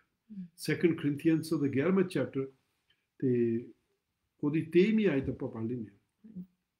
Same chapter 11, 2 Corinthians chapter 11 verse 23। ਕਿ ਉਹ ਮਸੀਹ ਦੇ ਸੇਵਕ ਹਨ, ਮੈਂ ਬੇਸੁੱਧ ਵਾਂਗ ਬੋਲਦਾ ਹਾਂ। ਇਹ ਪੜ੍ਹ। ਹਾਂਜੀ ਹਾਂਜੀ, ਓਕੇ। ਮੈਂ ਵਧੀਕ ਹਾਂ, ਅਰਥਾਤ ਮਿਹਨਤਾਂ ਵਿੱਚ ਵਧੀਕ, ਕੈਦਾਂ ਵਿੱਚ ਵਧੀਕ, ਮਾਰ ਖਾਣ ਵਿੱਚ ਹੱਦੋਂ ਬਾਹਰ, ਮੌਤਾਂ ਵਿੱਚ ਬਹੁਤ ਬਾਰ। ਇੱਕ ਮਿੰਟ, ਇੱਥੇ ਪੌਲ ਉਹ ਦੱਸਣ ਲੱਗਾ ਆ ਮੈਂ ਪ੍ਰਭੂ ਦਾ ਸੇਵਕ ਆ। ਕੀ ਸਬੂਤ ਹੈ ਮੇਰਾ ਪ੍ਰਭੂ ਦੇ ਸੇਵਕ ਦਾ? ਓਕੇ, ਜਿੱਦਾਂ ਮੈਂ ਅੱਗੇ ਦੱਸਦਾ ਸੀ, ਬਹੁਤ ਭੈਣ ਭਰਾਵਾਂ ਨੇ ਜਿਹੜੇ ਕਹਿੰਦੇ ਅਸੀਂ ਅਪੋਸਟਲਸ ਆ, ਪ੍ਰੋਫਿਟਸ ਆ, ਅਸੀਂ ਫਲਾਣੇ ਤੰਕੜੇ ਆ।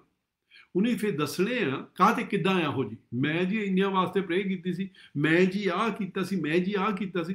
ਪੌਲ ਦੱਸਦਾ ਆ ਮੈਂ ਅਪੋਸਟਲ ਆ। ਓਕੇ, ਕਾਹ ਤੇ ਅਪੋਸਟਲ ਆ? ਹੁਣ ਉਹ ਦੱਸ ਰਿਹਾ ਆ ਕੀ ਕਹਿੰਦਾ। ਬਹੁਤ ਕੇਅਰਫੁਲੀ ਸੁਣਨਾ, ਇੱਕ ਵਾਰੀ ਫਿਰ ਪੜ੍ਹਨ ਲੱਗੇ। ਹਾਂਜੀ, it is 2 Corinthians chapter 11 verse 23। ਕਿ ਉਹ ਮਸੀਹ ਦੇ ਸੇਵਕ ਹਨ, ਮੈਂ ਬੇਸੁੱਧ ਵਾਂਗ ਬੋਲਦਾ ਹਾਂ, ਮੈਂ ਵਧੀਕ ਹਾਂ, ਅਰਥਾਤ ਮਹਾਨਤਾ ਵਿੱਚ ਵਧੀਕ, ਕੈਦਾਂ ਵਿੱਚ ਵਧੀਕ, ਮਾਰ ਖਾਣ ਵਿੱਚ ਹੱਦੋਂ ਬਾਹਰ, ਮੌਤਾਂ ਵਿੱਚ ਬਹੁਤ ਬਾਰੀ। ਕੀ ਦੱਸਦਾ? ਹੁਣ ਉਹ ਦੱਸਦਾ ਆ, ਆਪਾਂ ਕਦੇ ਵੀ ਇੱਦਾਂ ਦੀ ਚੀਜ਼ ਦੱਸਣੀ ਕਾਹਦੇ ਅਸੀਂ ਅਪੋਸਟਲਸ ਆ। ਇੱਥੇ ਉਹ ਕੀ ਦੱਸਦਾ ਆ? ਮੈਂ ਬਹੁਤ ਵਾਰੀ ਕੁੱਟਿਆ ਮਾਰਿਆ ਗਿਆ, ਬਹੁਤ ਵਾਰੀ ਮੈਨੂੰ ਜੇਲ੍ਹ ਦੇ ਵਿੱਚ ਸਿੱਟਿਆ ਗਿਆ, ਬਹੁਤ ਵਾਰੀ ਮੇਰੇ ਬੈਂਤਾਂ ਲੱਗੀਆਂ, 39 ਵਾਰੀ। ਓਕੇ, ਹੁਣ ਉਹ ਦੱਸਦਾ ਕਿੰਨਾ ਉਹ ਜੀਸਸ ਦੇ ਬਾਅਦ ਸਫ਼ਰ ਕੀਤਾ। ਇਹ ਉਹ ਆਪਣਾ ਸਬੂਤ ਦੱਸਦਾ ਆ ਬਈ ਮੈਂ ਅਪੋਸਟਲ ਆ, ਮੈਂ ਉਹਦਾ ਸੇਵਕ ਆ। ਓਕੇ ਜੀ, ਹੋਰ ਗਾਹਾਂ ਪੜ੍ਹਦੇ ਹਾਂ 2 ਚੀਜ਼ਾਂ ਇਹਦੇ। ਹਾਂਜੀ, ਇਹਦੇ ਹੁਣ ਮੈਂ 24ਵੀਂ ਆਇਤ ਤੋਂ ਪੜ੍ਹਨ ਲੱਗੀ। ਮੈਂ 5 ਵਾਰੀ ਯਹੂਦੀਆਂ ਦੇ ਹੱਥੋਂ ਇੱਕ ਘੱਟ 40 ਕੋੜੇ ਖਾਧੇ। ਚੇਤਾ ਰੱਖਣਾ, ਉਹ ਦੱਸਦਾ ਮੈਂ ਕਾਹਦੇ ਅਪੋਸਲ ਆ। ਹਾਂਜੀ। 3 ਵਾਰ ਬੈਂਤਾਂ ਦੀ ਮਾਰ ਖਾਧੀ, 1 ਵਾਰ ਪਥਰਾਓ ਹੋਇਆ, 3 ਵਾਰ ਬੇੜੇ ਦੇ ਗਰਕਣ ਤੋਂ ਦੁੱਖ ਭੋਗਿਆ, 1 ਰਾਤ ਦਿਨ ਸਮੁੰਦਰ ਵਿੱਚ ਕੱਟਿਆ। 1 ਮਿੰਟ ਹੋਈ ਤਾਂ ਇੱਥੇ ਜਿਹੜੇ ਤੁਹਾਡੇ ਲੀਡਰਸ ਆ, ਜਿਹੜੇ ਕਹਿੰਦੇ ਅਸੀਂ ਪ੍ਰੋਫਿਟਸ ਅਪੋਸਲਸ ਆ, ਜਦੋਂ ਉਹ ਦੱਸਦੇ ਆਪਣਾ ਨਿਸ਼ਾਨ ਕਾਹਦੇ ਅਸੀਂ ਕਿੱਦਾਂ ਬਣੇ ਇਹ ਆਹ ਚੀਜ਼ਾਂ ਬਣਾਉਂਦੇ ਆ। ਕੋਹ ਜਿੱਦਾਂ ਆਪਾਂ ਮਥੀ ਦੇ 7ਵੇਂ ਚੈਪਟਰ ਪੜ੍ਹਿਆ ਸੀ, ਮੈਂ ਜੀ ਤੁਹਾਡੇ ਨਾਂ ਦੇ ਵਿੱਚ ਭੂਤ ਕੱਢੇ ਸੀ, ਮੈਂ ਜੀ ਪ੍ਰੋਫੈਸਾਈ ਕੀਤਾ ਸੀ, ਮੈਂ ਜੀ ਆਹ ਕੀਤਾ ਸੀ, ਮੈਂ ਜੀ ਆਹ ਕੀਤਾ ਸੀ। ਆਹ ਪੌਲ ਦੱਸਦਾ ਸਹੀ ਸਬੂਤ ਅਪੋਸਲ ਦਾ ਹੋਣ ਦਾ। ਹਾਂਜੀ, ਹੋਰ ਪੜ੍ਹਿਓ। 26ਵੀਂ ਆਇਤ ਤੋਂ ਪੜ੍ਹਨ ਲੱਗੀ 26। ਬਹੁਤ ਵਾਰ ਪੈਂਡਿਆਂ ਵਿੱਚ, ਦਰਿਆਵਾਂ ਦੀਆਂ ਭੈਜਲਾਂ ਵਿੱਚ, ਡਾਕੂਆਂ ਦੀਆਂ ਭੈਜਲਾਂ ਵਿੱਚ, ਆਪਣੇ ਕੌਮ ਵੱਲੋਂ ਭੌਜਲਾਂ ਵਿੱਚ, ਪਰਾਈਆਂ ਕੌਮਾਂ ਦੀ ਵੱਲੋਂ ਭੌਜਲਾਂ ਵਿੱਚ, ਨਗਰ ਦੀਆਂ ਭੌਜਲਾਂ ਵਿੱਚ, ਉਜਾੜ ਦੀਆਂ ਭੌਜਲਾਂ ਵਿੱਚ, ਸਮੁੰਦਰ ਦੀਆਂ ਭੌਜਲਾਂ ਵਿੱਚ, ਖੋਟੇ ਭਰਾਵਾਂ ਦੀਆਂ ਫੌਜਲਾਂ ਵਿੱਚ, ਮਿਹਨਤ ਪੋਰਿਆਂ ਵਿੱਚ, ਕਈ ਵਾਰੀ ਅਣਿੰਦਿਆਂ ਵਿੱਚ, ਭੁੱਖ ਅਤੇ ਤ੍ਰੇਹ ਵਿੱਚ, ਕਈ ਵਾਰੀ ਫਾਕੀਆਂ ਵਿੱਚ, ਪਾਲੇ ਅਤੇ ਨੰਗੇ ਰਹਿਣ ਵਿੱਚ ਪਿਆ ਹਾਂ, ਅਤੇ ਹੋਰ ਗੱਲਾਂ ਤੋਂ ਬਾਂਝ ਸਾਰੀਆਂ ਕਲੀਸਿਆ ਦੀ ਚਿੰਤਾ ਮੈਨੂੰ ਰੋਜ਼ ਆਣ ਦਿਵਾਉਂਦੀ ਹੈ। ਕੌਣ ਨਿਰਬਲ ਹੈ ਜੋ ਮੈਂ ਨਿਰਬਲ ਨਹੀਂ ਹਾਂ? ਕੌਣ ਠੋਕਰ ਖਾਂਦਾ ਹੈ ਜੋ ਮੈਂ ਨਹੀਂ ਚੱਲਦਾ? ਤਾਂ ਅਪਮਾਨ ਕਰਨਾ ਹੀ ਪਵੇ ਤਾਂ ਮੈਂ ਆਪਣੀ ਨਿਰਬਲਤਾ ਦੀਆਂ ਗੱਲਾਂ ਉੱਤੇ ਅਪਮਾਨ ਕਰਾਂਗਾ। ਆਮੀਨ। ਕਹਿੰਦਾ ਜੇ ਮੈਂ ਬੋਸਟ ਕਰਨਾ, ਜੇ ਮੈਂ ਕਹਿੰਦਾ ਕਿਸੇ ਚੀਜ਼ ਦੀ ਵਡਿਆਈ ਕਰਨੀ ਆ, ਮੈਂ ਆਹ ਚੀਜ਼ਾਂ ਦੀ ਕਰਨੀ, ਮੈਂ ਆਪਣੀ ਕਮਜ਼ੋਰੀਆਂ ਦੀ ਕਰਨੀ ਆ। ਅਸੀਂ ਵਡਿਆਈ ਕਾਹਦੀ ਕਰਦੇ ਆ? ਮੈਂ ਜੀ ਆਹ ਪ੍ਰੇਅਰ ਕੀਤੀ ਸੀ, ਮੈਂ ਜੀ ਇੱਦਾਂ ਕੀਤਾ ਸੀ, ਆਹ ਹੋ ਗਿਆ। ਪਰ ਪੌਲ ਕੀ ਕਰਦਾ ਆ? ਮੈਂ ਜੀ ਇੱਥੋਂ ਕਮਜ਼ੋਰ ਸੀ, ਮੈਨੂੰ ਇੰਨਾ ਕੁੱਟਮਾਰ ਪਈ, ਮੈਨੂੰ ਆਹ ਪਿਆ, ਕੁੱਟ ਦੀਆਂ ਗੱਲਾਂ ਦੱਸਦਾ, ਮਾਰ ਦੀਆਂ ਗੱਲਾਂ ਦੱਸਦਾ। ਜਦੋਂ ਉਹਨੇ ਦੱਸਣਾ ਹੁੰਦਾ ਮੈਂ ਲੀਡਰ ਆ, ਮੈਂ ਅਪੋਸਲ ਆ, ਆਹ ਉਹਦਾ ਸਬੂਤ ਆ। ਇਹ ਸਬੂਤ ਅੱਜ ਕੱਲ੍ਹ ਅਪੋਸਲਸ ਦੇ ਨਾਲ ਰਲਦਾ ਹੈ। ਇਹ ਜਿਹੜਾ ਸਬੂਤ ਹੈ ਅੱਜ ਕੱਲ੍ਹ ਪ੍ਰੋਫਿਟਸ ਦੇ ਨਾਲ ਰਲਦਾ ਹੈ। ਇਹ ਜਿਹੜਾ ਸਬੂਤ ਹੈ ਅੱਜ ਕੱਲ੍ਹ ਲੀਡਰਾਂ ਦੇ ਨਾਲ ਰਲਦਾ ਹੈ। ਜੇ ਨਹੀਂ ਰਲਦਾ ਹੈਗਾ, ਸਾਨੂੰ ਇੱਥੇ ਜਾਚਣ ਦੀ ਜ਼ਰੂਰਤ ਹੈ, ਸਾਨੂੰ ਵੇ ਮੁੜ ਕੇ ਸੋਚਣ ਦੀ ਜ਼ਰੂਰਤ ਹੈ। ਉਹ ਸੱਚੀ ਯਿਸੂ ਮਸੀਹ ਦੇ ਸੇਵਕ ਆ ਤੇ ਹੋਰ ਕਿਸੇ ਦੇ ਸੇਵਕ ਆ। ਆਪਾਂ ਇੱਕ ਹੋਰ ਬਹੁਤ ਸੀ, ਪਰ ਆਪਣਾ ਟਾਈਮ ਹੋ ਗਿਆ। ਇੱਕ ਆਇਤ ਹੋਰ ਪੜ੍ਹਾਂਗੇ ਤੇ ਫਿਰ ਆਪਾਂ ਇੱਥੋਂ ਬੰਦ ਕਰ ਦੇਣਾ। ਪਰ 2 Corinthians ਉਹਦਾ 11ਵਾਂ ਚੈਪਟਰ ਤੇ ਉਹਦੀ 30 ਤੋਂ 33 ਆਇਤ ਆਪਾਂ ਪੜ੍ਹਾਂਗੇ। 2 Corinthians chapter 11 verse 30। ਜੇ ਅਪਮਾਨ ਕਰਨਾ ਹੀ ਪਵੇ ਤਾਂ ਇਹ ਆਪਾਂ ਪੜ੍ਹ ਕੇ ਹਟੇ ਹਾਂ। ਹਾਂਜੀ। ਮੈਂ ਆਪਣੀ ਨਿਰਬਲਤਾ ਦੀਆਂ ਗੱਲਾਂ ਉੱਤੇ ਅਪਮਾਨ ਕਰਾਂਗਾ। ਪ੍ਰਭੂ ਯਿਸੂ ਦਾ ਪਰਮੇਸ਼ਰ ਅਤੇ ਪਿਤਾ, ਜਿਹੜਾ ਜੁਗੋ ਜੁਗ ਮੁਬਾਰਕ ਹੈ, ਜਾਣਦਾ ਹੈ ਜੋ ਮੈਂ ਝੂਠ ਨਹੀਂ ਬੋਲਦਾ। ਦਮਿਸ਼ਕ ਵਿੱਚ ਉਸ ਹਾਕਮ ਨੇ, ਜਿਹੜਾ ਰਾਜਾ ਅਰਥਾਸ ਦੀ ਵੱਲੋਂ ਸੀ, ਦਮਿਸ਼ਕਾਂ ਦੇ ਸ਼ਹਿਰ ਉੱਤੇ ਮੇਰੇ ਫੜਨ ਲਈ ਪਹਿਰਾ ਬਹਾ ਲਿਆ, ਅਤੇ ਮੈਂ ਤਾਕੀ ਥਾਣੀ ਟੋਕਰੇ ਵਿੱਚ ਸਫੀਰ ਉੱਪਰ ਦੀ ਉਤਾਰਿਆ ਗਿਆ ਅਤੇ ਉਹਦੇ ਹੱਥੋਂ ਬਚ ਨਿਕਲਿਆ। ਸੋ ਪੌਲ ਇੱਥੇ ਕੀ ਦੱਸਦਾ ਕਿ ਆਪਣੀ ਕਮਜ਼ੋਰੀ ਦੀਆਂ ਚੀਜ਼ਾਂ ਦੱਸਦਾ। ਜਿਹੜਾ ਗ੍ਰੇਟ ਅਪੋਸਲ ਸੀਗਾ, ਜਿਹਨੇ 1/3 ਹਿੱਸਾ ਨਿਊ ਟੈਸਟਮੈਂਟ ਦਾ ਲਿਖਿਆ ਆ, ਉਹ ਕਹਿੰਦਾ ਜਿਹੜਾ ਇੰਨਾ ਵੱਡਾ ਮਹਾਨ ਸੀਗਾ, ਜਿਹੜਾ ਇੰਨਾ ਪਾਵਰਫੁਲ ਸੀਗਾ, ਉਹ ਕਹਿੰਦਾ ਜਦੋਂ ਮੇਰੇ ਮਗਰ ਰਾਜਾ ਪਿਆ ਸੀਗਾ ਤੇ ਮੈਨੂੰ ਇੱਕ ਤਾਕੀ ਵਿੱਚ ਦੀ ਟੋਕਰੇ 'ਚ ਬਿਠਾ ਕੇ ਥੱਲੇ ਨੂੰ ਬਣਾਤਾ। ਸੋ ਕੀ ਆਪਣੀ ਕਮਜ਼ੋਰੀਆਂ ਦੀਆਂ ਚੀਜ਼ਾਂ ਦੱਸਦਾ ਹੈ। ਸਾਨੂੰ ਮੁੜ ਕੇ ਫੇਰ ਚੈੱਕ ਕਰਨ ਦੀ ਜ਼ਰੂਰਤ ਹੈ, ਸਾਨੂੰ ਫੇਰ ਮੁੜ ਕੇ ਦੇਖਣ ਦੀ ਜ਼ਰੂਰਤ ਹੈ ਵੀ ਅਸੀਂ ਸਹੀ ਜਗ੍ਹਾ ਦੇ ਵਿੱਚ ਹਾਂ। ਜੇ ਨਹੀਂ ਹੈਗੇ, ਸਾਨੂੰ ਬਦਲਣ ਦੀ ਜ਼ਰੂਰਤ ਹੈ। ਕਿ 2 ਮਿੰਟ ਸਿੰਧਨ ਦੇਵਾਂਗੇ, ਫਿਰ ਮੈਂ ਮਗਰੋਂ ਪ੍ਰੇ ਕਰੂੰਗਾ ਅਤੇ ਆਪਾਂ ਫਿਰ ਇਹਨੂੰ ਕੰਟੀਨਿਊ ਕਰਾਂਗੇ। ਹਾਲੇ 2 ਚੀਜ਼ਾਂ ਹੋਰ ਬਹੁਤ ਚੰਗੀਆਂ ਨਿਕਲ ਇਹਦੇ ਵਿੱਚੋਂ ਕੱਢਣ ਵਾਲੀਆਂ, ਤੇ ਆਪਾਂ ਉਹ ਦੱਸਾਂਗੇ। ਤੇ ਫਿਰ ਆਪਾਂ ਇੱਦਾਂ ਵੀ ਦੱਸਣਾ ਜਿਹੜੀਆਂ ਅਖੀਰਲੇ ਟਾਈਮ ਦੇ ਵਿੱਚ ਜਿਹੜੀਆਂ ਹੁਣ ਚੀਜ਼ਾਂ ਹੋਣ ਸ਼ੁਰੂ ਹੋਈਆਂ ਆ, ਜਿਹੜੀਆਂ ਲੱਖਾਂ ਨੇ ਬਚਣਾ ਆ, ਵੀ ਉੱਥੇ ਕੀ ਹੋ ਰਿਹਾ, ਉਹ ਕਿੱਦਾਂ ਬਚ ਰਹੇ ਆ ਤੇ ਕਿੱਦਾਂ ਉਹ ਨਹੀਂ ਬਚਣਾ ਆ। ਹਾਂਜੀ ਹਾਂਜੀ, ਸੱਚੀ ਗੱਲ ਵਾ ਕਿ ਆਪਾਂ ਅਖੀਰੀ ਟਾਈਮ ਦੇ ਵਿੱਚ ਹਾਂ ਤੇ ਵੈਰੀ ਸਾਡੀਆਂ ਅੱਖਾਂ ਨੂੰ ਬੰਦ ਕਰ ਦਿੰਦਾ, ਭੁਲੇਖਾ ਦੇ ਦਿੰਦਾ ਹੈ, ਕਿਉਂਕਿ ਉਹਦਾ ਨਾਂ ਹੀ ਧੋਖੇਬਾਜ਼ ਆ। ਸੋ ਅਸੀਂ ਆਪਣੇ ਆਪ ਨੂੰ ਜਾਂ ਆਪਣੇ ਲੀਡਰਾਂ ਨੂੰ ਇੱਦਾਂ ਹੀ ਪਛਾਣ ਸਕਦੇ ਹਾਂ। ਮੈਂ ਇਕੱਲਾ ਲੀਡਰਾਂ ਵਾਸਤੇ ਨਹੀਂ ਕਹਿੰਦੀ, ਮੈਂ ਕਹਿੰਦੀ ਸਾਨੂੰ ਆਪਣੇ ਆਪ ਨੂੰ ਵੀ ਪਛਾਣਨ ਦੀ ਲੋੜ ਆ, ਕਿਉਂਕਿ ਉਹਦੇ ਵਿੱਚ ਮੈਂ ਵੀ ਆਉਂਦੀ ਹਾਂ ਤੇ ਲੀਡਰਸ ਦੇ ਵਿੱਚ ਵੀ ਆਪਾਂ ਆਉਂਦੇ ਹਾਂ, ਕਰਕੇ ਜਿੱਥੇ ਮਰਜ਼ੀ ਆਪਾਂ ਹੈਗੇ ਆਪਾਂ ਕਿਸੇ ਨਾ ਕਿਸੇ ਤਰ੍ਹਾਂ ਦੀ ਪ੍ਰਭੂ ਦੀ ਸੇਵਾ ਕਰਦੇ ਹਾਂ। ਤੇ ਆਪਾਂ ਨੂੰ ਪਛਾਣਨ ਦੀ ਲੋੜ ਆ ਕਿ ਪ੍ਰਭੂ ਦਾ ਆਤਮਾ ਮੈਨੂੰ ਕੀ ਕਹਿ ਰਿਹਾ ਹੈ। ਤੇ ਜ਼ਰੂਰ ਇੱਥੇ ਜ਼ਿਆਦਾ ਪੈਸਿਆਂ ਵਾਲੀ ਗੱਲ ਆਈ ਹੈ ਜਾਂ ਕਿੱਦਾਂ ਆਈ ਹੈ, ਪਰ ਮੈਂ ਕਹਿੰਦੀ ਕਿਤੇ ਵੀ ਜਿੱਥੇ ਪਰਮੇਸ਼ਰ ਸਾਨੂੰ ਨਹੀਂ ਚਾਹੁੰਦਾ, ਜੇ ਅਸੀਂ ਉੱਥੇ ਹਾਂ ਤੇ ਅਸੀਂ ਉਹ ਤੋਂ ਅਲੱਗ ਹਾਂ। ਸੋ ਸਾਨੂੰ ਜ਼ਰੂਰਤ ਆ ਕਿ ਅਸੀਂ ਪਵਿੱਤਰ ਆਤਮਾ ਦੀ ਆਵਾਜ਼ ਨੂੰ ਸੁਣੀਏ ਤੇ ਜਿੱਧਰ ਨੂੰ ਉਹ ਚਾਹੁੰਦਾ ਆ ਅਸੀਂ ਉੱਧਰ ਨੂੰ ਮੁੜੀਏ, ਨਾ ਕਿ ਆਪਣੇ ਟਾਈਟਲ ਦੀ ਲੈ ਕੇ। ਅਸੀਂ ਇੱਕ ਸੇਵਕ ਬਣ ਸਕਦੇ ਹਾਂ, ਪਰਿਵਾਰ ਦੇ ਮੈਂਬਰ ਹੋ ਕੇ। ਅਸੀਂ ਚਾਹੇ ਉਹ ਕਿੰਨਾ ਵੱਡਾ ਪਰਿਵਾਰ ਕਿਉਂ ਨਾ ਹੋਵੇ, ਉਹਦੇ ਵਿੱਚ ਜੇ ਅਸੀਂ ਸੇਵਾ ਕਰਦੇ ਹਾਂ ਤੇ ਅਸੀਂ ਪ੍ਰਭੂ ਨੂੰ ਖੁਸ਼ ਕਰਦੇ ਹਾਂ। ਆਮੇਨ। ਪਰ ਜਿਹੜੀ ਮੈਂ ਖਾਸ ਗੱਲ ਕਹਿਣ ਲੱਗੀ ਹਾਂ, ਜਦੋਂ ਪਾਸਟਰ ਜੀ ਨੇ ਮੈਸੇਜ ਸ਼ੁਰੂ ਕੀਤਾ ਸੀ ਉਦੋਂ ਹੀ ਮੇਰੇ ਪਵਿੱਤਰ ਆਤਮਾ ਨੇ ਗੱਲ ਕੀਤੀ, ਉਹ ਹੈਗੀ ਲੂਕਾ ਚੈਪਟਰ 13 ਤੇ 29 ਤੇ 30 ਆਇਤ ਮੈਂ ਪੜ੍ਹਨ ਲੱਗੀ ਹਾਂ। ਅਲੋਕ ਪੂਰਬ ਅਤੇ ਪੱਛਮ ਅਤੇ ਉੱਤਰ ਅਤੇ ਦੱਖਣ ਤੋਂ ਆਣ ਕੇ ਪਰਮੇਸ਼ਰ ਦੇ ਰਾਜ ਦੀ ਪੰਗਤ ਵਿੱਚ ਬੈਠਣਗੇ। ਆਮੀਨ। ਆਹ ਅਖੀਰੀ ਗੱਲ ਜਿਹੜੀ ਆ ਇਹ ਬਹੁਤ ਹੀ ਸੋਹਣੀ ਆ ਕਿ ਹਰੇਕ ਪੂਰਬ ਪੱਛਮ ਉੱਤਰ ਆਮੀਨ ਦੱਖਣ ਤੋਂ ਆਣ ਕੇ ਪਰਮੇਸ਼ਰ ਦੀ ਪੰਗਤ ਵਿੱਚ ਬੈਠਣਗੇ, ਉਹਦੀ ਲਾਈਨ ਦੇ ਵਿੱਚ, ਉਹਦੇ ਰਾਜ ਦੇ ਵਿੱਚ ਬੈਠਣਗੇ। ਪਰ ਖਤਰੇ ਵਾਲੀ ਗੱਲ ਵਾ 30ਵੀਂ ਵਿੱਚ, ਵੇਖੋ ਕਿੰਨੇ ਪਿਛਲੇ ਹਨ ਜਿਹੜੇ ਪਹਿਲੇ ਹੋਣਗੇ ਅਤੇ ਪਹਿਲੇ ਹਨ ਜਿਹੜੇ ਪਿਛਲੇ ਹੋਣਗੇ। ਬਹੁਤ ਵਾਰੀ ਸ਼ੈਤਾਨ ਨੇ ਭਰਮਾ ਲੈਣਾ ਆ, ਕਰਕੇ ਬਾਈਬਲ ਦੇ ਵਿੱਚ ਲਿਖਿਆ ਆ ਕਿ ਮਗਰੋਂ ਜਿਹੜੇ ਆਪਣੇ ਆਪ ਨੂੰ ਸਮਝਦੇ ਅਸੀਂ ਮਸੀਹ ਦੇ ਵਿੱਚ ਹਾਂ, ਅਸੀਂ ਮਸੀਹ ਦੇ ਕੰਮ ਕਰਦੇ ਹਾਂ, ਸ਼ੈਤਾਨ ਨੇ ਉਹਨਾਂ ਨੂੰ ਜਦੋਂ ਭਰਮਾਉਣਾ ਆ, ਵੇਖੋ ਕਿੰਨੇ ਹੀ ਪਿਛਲੇ ਪੈ ਜਾਣੇ ਆ। ਤੇ ਜਿਹੜੇ ਹਾਲੇ ਪ੍ਰਭੂ ਕੋਲ ਨਹੀਂ ਆਏ, ਜਿੱਦਾਂ ਪਾਸਟਰ ਜੀ ਕਹਿੰਦੇ ਆ ਕਿ ਬਹੁਤ ਲੋਕਾਂ ਨੇ ਪ੍ਰਭੂ ਦੇ ਕੋਲ ਇਸ ਟਾਈਮ ਤੇ ਆ ਜਾਣਾ ਹੈ, ਬਹੁਤਿਆਂ ਨੇ ਭੁਲੇਖਿਆਂ ਦੇ ਵਿੱਚ ਪੈ ਜਾਣਾ ਤੇ ਉਹਨੀ ਪਰਮੇਸ਼ਰ ਤੋਂ ਜਿਹੜੇ ਪਹਿਲਾਂ ਚੁਣੇ ਹੋਏ ਸੀਗੇ ਉਹ ਅਲੱਗ ਹੋ ਜਾਣੇ, ਪਿੱਛੇ ਕੀਤੇ ਜਾਣੇ ਆ। ਪਰ ਪੂਰਬ ਪੱਛਮ ਦੱਖਣ ਤੋਂ ਲੈ ਕੇ ਸਾਰੇ ਚੌਹਾਂ ਖੂੰਟਾਂ ਤੋਂ ਲੈ ਕੇ ਪਰਮੇਸ਼ਰ ਦੇ ਰਾਜ ਦੇ ਵਿੱਚ ਲੋਕਾਂ ਨੇ ਆ ਜਾਣਾ ਜਿਹੜੇ ਤਿਆਰ ਹੋਏ। ਸੋ ਆਪਾਂ ਆਪਣੇ ਆਪ ਨੂੰ ਜਿਹੜਾ ਧੋਖਾ ਦੇਣ ਵਾਲੀ ਆਤਮਾ ਆ, ਬੈਰੀ ਆ, ਉਹ ਤੋਂ ਆਪਣੇ ਆਪ ਨੂੰ ਅਸੀਂ ਬਚਾ ਕੇ ਰੱਖਣਾ, ਚਾਹੇ ਅਸੀਂ ਲੀਡਰ ਹਾਂ ਤੇ ਚਾਹੇ ਅਸੀਂ ਚਰਚ ਦੇ ਮੈਂਬਰ ਹਾਂ। ਸਾਨੂੰ ਸਾਰਿਆਂ ਦੀ ਜ਼ਰੂਰਤ ਆ, ਇੱਕੋ ਜਿਹਾ ਹੀ ਨਿਆਂ ਹੋਣਾ ਆ, ਆਮੀਨ। ਇੱਕੋ ਜਿਹੀ ਕੁਰਬਾਨੀ ਦਿੱਤੀ ਆ। ਪਰ ਜਿਨ੍ਹਾਂ ਨੂੰ ਪਰਮੇਸ਼ਰ ਨੇ ਵੱਧ ਦਿੱਤਾ ਆ, ਉਹ ਕਹਿੰਦਾ ਮੈਂ ਉਹਦਾ ਹਿਸਾਬ ਵੱਧ ਲੈਣਾ ਉਹਨਾਂ ਤੋਂ। ਸੋ ਜਿਹੜੇ ਲੀਡਰ ਆ ਉਹਨਾਂ ਨੂੰ ਵੀ ਸੁਚੇਤ ਹੋਣਾ ਪੈਣਾ ਆ ਕਿ ਉਹ ਜਿਹੜੀ ਸਿੱਖਿਆ ਦਿੰਦੇ ਆ, ਜਿੰਨੀ ਪਰਮੇਸ਼ਰ ਨੇ ਉਹਨਾਂ ਨੂੰ ਆਤਮਾ ਦੇ ਰਾਹੀਂ ਅਗਵਾਈ ਦਿੱਤੀ ਆ, ਵੱਧ ਦਿੱਤੀ ਆ, ਤੇ ਉਹ ਦੂਜਿਆਂ ਨੂੰ ਸਿਖਾਲਦੇ ਆ ਕਿ ਉਹ ਆਪ ਅਸੀਂ ਲੀਡਰ ਜਿਹੜੇ ਆ ਉਹ ਤੁਰਦੇ ਆ ਉਹਦੇ ਵਿੱਚ, ਤੇ ਉਹਨਾਂ ਲਈ ਵੀ ਉਨਾ ਹੀ ਖਤਰਾ ਹੈ। That's right. ਤੇ ਜਿਹੜੇ ਵਿਚਾਰੇ ਸਿੱਖਦੇ ਆ ਤੇ ਆਪਣੇ ਆਪ ਨੂੰ ਖੜਾ ਸਮਝਦੇ ਆ ਕਿ ਮੈਂ ਤਾਂ ਜੱਦੀ ਕ੍ਰਿਸਚਨ ਹਾਂ, ਮੇਰਾ ਤਾਂ ਪਹਿਲਾਂ ਇੰਨੇ ਸਾਲਾਂ ਤੋਂ ਮੈਂ ਤਾਂ ਪ੍ਰਭੂ ਦੇ ਵਿੱਚ ਹਾਂ, ਅੱਜ ਕਿਤੇ ਵੈਰੀ ਸਾਡੇ ਨੂੰ ਧੋਖਾ ਨਾ ਦੇ ਜਾਵੇ।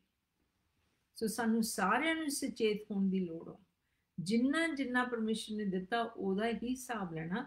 ਜਿੱਦਾਂ ਆਪਾਂ ਤੋੜਿਆਂ ਵਾਲੀ ਗੱਲ ਸਾਰੇ ਜਾਣਦੇ ਆ ਕਿ ਜਿਹਨੂੰ ਇੱਕੋ ਹੀ ਦਿੱਤਾ ਗਿਆ ਸੀ ਉਹਨੂੰ ਇੱਕ ਦਾ ਹੀ ਹਿਸਾਬ ਪੁੱਛਿਆ ਗਿਆ ਸੀ, ਪਰ ਜਿਹੜੇ 5 ਸੀਗੇ ਉਹਨਾਂ ਨੂੰ 5 ਦਾ।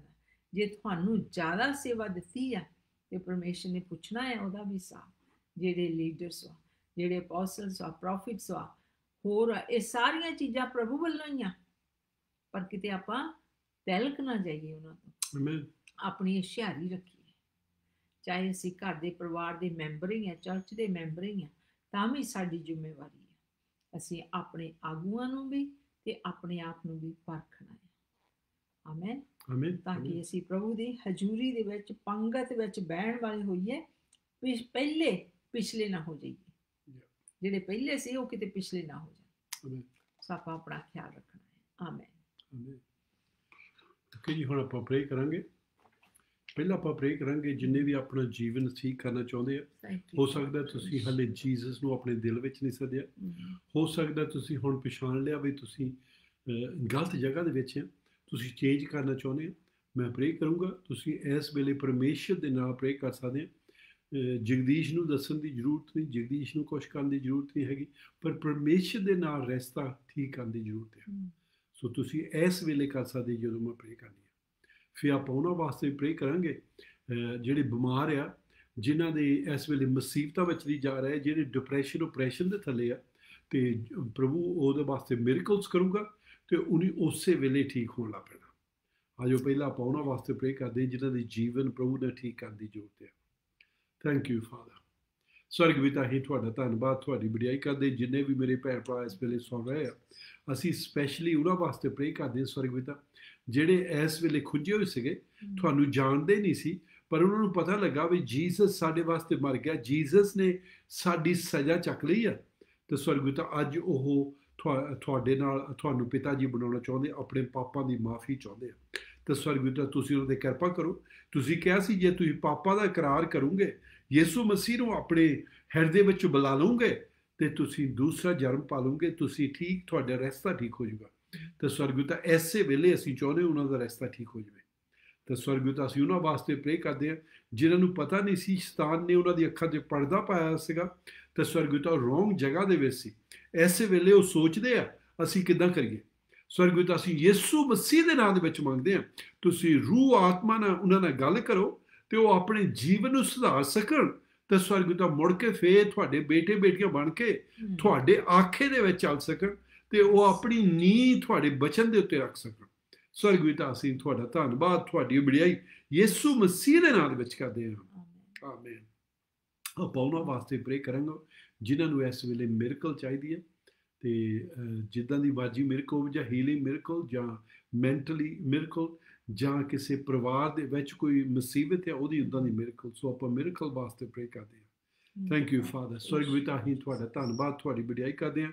ਮੈਂ ਆਪਣੇ ਭੈਣ ਭਰਾਵਾਂ ਵਾਸਤੇ ਪ੍ਰੇ ਕਰਦਾ ਜਿਹੜੇ ਇਸ ਵੇਲੇ ਸੁਣ ਰਹੇ ਆ, ਜਿਹਦੀ ਬਾਅਦ ਵੀ ਸੁਣਨਾ ਸਵਰਗ ਪਿਤਾ, ਮੈਂ ਯਿਸੂ ਮਸੀਹ ਦੇ ਨਾਮ ਦੇ ਵਿੱਚ ਮੰਗਦਾ ਜਿਹੜੇ ਵੀ ਉਹ ਮਿਰਕਲ ਉਹਨਾਂ ਨੂੰ ਚਾਹੀਦੀ ਹੈ ਯਿਸੂ ਮਸੀਹ ਦੇ ਨਾਮ ਦੇ ਵਿੱਚ ਹੋ ਜਾਵੇ।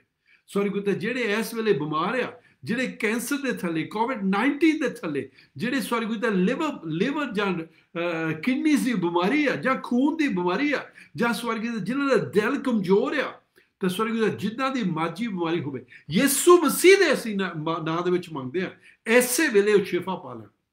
ਸਵਰਗ ਪਿਤਾ ਜਿੱਥੇ ਸ਼ੈਤਾਨ ਨੇ ਘਸਮੈਣ ਪਾਇਆ ਪਰਿਵਾਰਾਂ ਦੇ ਵਿੱਚ, ਯਿਸੂ ਮਸੀਹ ਦੇ ਨਾਂ ਦੇ ਵਿੱਚ ਉੱਥੇ ਸ਼ਾਂਤੀ ਦਾ ਪਿਆਰ ਆ ਜਾਵੇ। ਸਵਰਗ ਪਿਤਾ ਜਿੱਥੇ ਇਸ ਵੇਲੇ ਸਵਰਗ ਪਿਤਾ ਹੋਰ ਚੀਜ਼ਾਂ ਦੀ ਲੋੜ ਆ, ਹੋ ਸਕਦਾ ਫਾਈਨੈਂਸ਼ੀਅਲੀ ਕੋਈ ਪ੍ਰੋਬਲਮ ਹੋਵੇ, ਯਿਸੂ ਮਸੀਹ ਦੇ ਨਾਂ ਦੇ ਵਿੱਚ ਉਹ ਪੂਰੀ ਹੋ ਜਾਵੇ। ਸਵਰਗ ਪਿਤਾ ਅਸੀਂ ਤੁਹਾਡਾ ਧੰਨਵਾਦ, ਤੁਹਾਡੀ ਵਡਿਆਈ ਕਰਦੇ ਹਾਂ ਕਰਕੇ ਤੁਸੀਂ ਮਿਰਕਲ ਵਰਕਰ ਪਰਮੇਸ਼ਰ ਹੈ। ਜਿੰਨੇ ਵੀ ਮੇਰੇ ਭੈਣ ਭਰਾ ਸੁਣ ਰਹੇ ਆ ਸਵਰਗ ਪਿਤਾ, ਉਹਨਾਂ ਨੂੰ ਮਿਰਕਲ ਦੀ ਲੋੜ ਆ ਐਸੇ ਵੇਲੇ। ਸਵਰਗ ਪਿਤਾ ਉਹ ਕੰਮ ਉਹਨਾਂ ਵਾਸਤੇ ਸ਼ੁਰੂ ਹੋ ਜਾਵੇ। ਇਨ ਜੀਸਸ ਨੇਮ ਆਮੇਨ। ਪ੍ਰਾਈਜ਼ ਦ ਲਾਰਡ। ਹਾਂਜੀ, ਜਿੱਦਾਂ ਆਪਾਂ ਪਹਿਲਾਂ ਕਿਹਾ ਸੀ, ਲਿੰਕ ਜ਼ਰੂਰ ਤੁਸੀਂ ਸ਼ੇਅਰ ਕਰਨਾ, ਤੇ ਆਪਾਂ ਫਿਰ ਸੰਡੇ ਨੂੰ 3:30 ਵਜੇ ਫਿਰ ਮਿਲਾਂਗੇ ਤੇ ਫਰਾਈਡੇ ਨੂੰ 3:30 ਵਜੇ। ਆਮੀਨ। ਜ਼ਰੂਰ ਤੁਸੀਂ ਇਹ ਲਿੰਕ ਆਪ ਵੀ ਦੇਖਣਾ ਤੇ ਦੂਜਿਆਂ ਨਾਲ ਵੀ ਵੰਡਣਾ। ਸੱਚੀ ਪ੍ਰਭੂ ਆਪਾਂ ਨੂੰ ਬਲੈਸ ਕਰੇ ਤੇ ਆਉਣ ਵਾਲੇ ਟਾਈਮ ਤੱਕ ਜਦੋਂ ਤੱਕ ਆਪਾਂ ਨਹੀਂ ਮਿਲਦੇ, ਜੇ ਯਿਸੂ ਮਸੀਹ ਨਹੀਂ ਆਏ ਤਾਂ ਉਦੋਂ ਤੱਕ ਤੁਸੀਂ ਬਲੈਸ ਹੋਵੋ। ਜੇ ਆਏ ਤਾਂ ਆਪਾਂ ਫਿਰ ਉੱਪਰ ਜਾ ਕੇ ਮਿਲਾਂਗੇ। Amen. Be blessed and blessed to others. Yes. Amen. God bless. Bless you. God bless.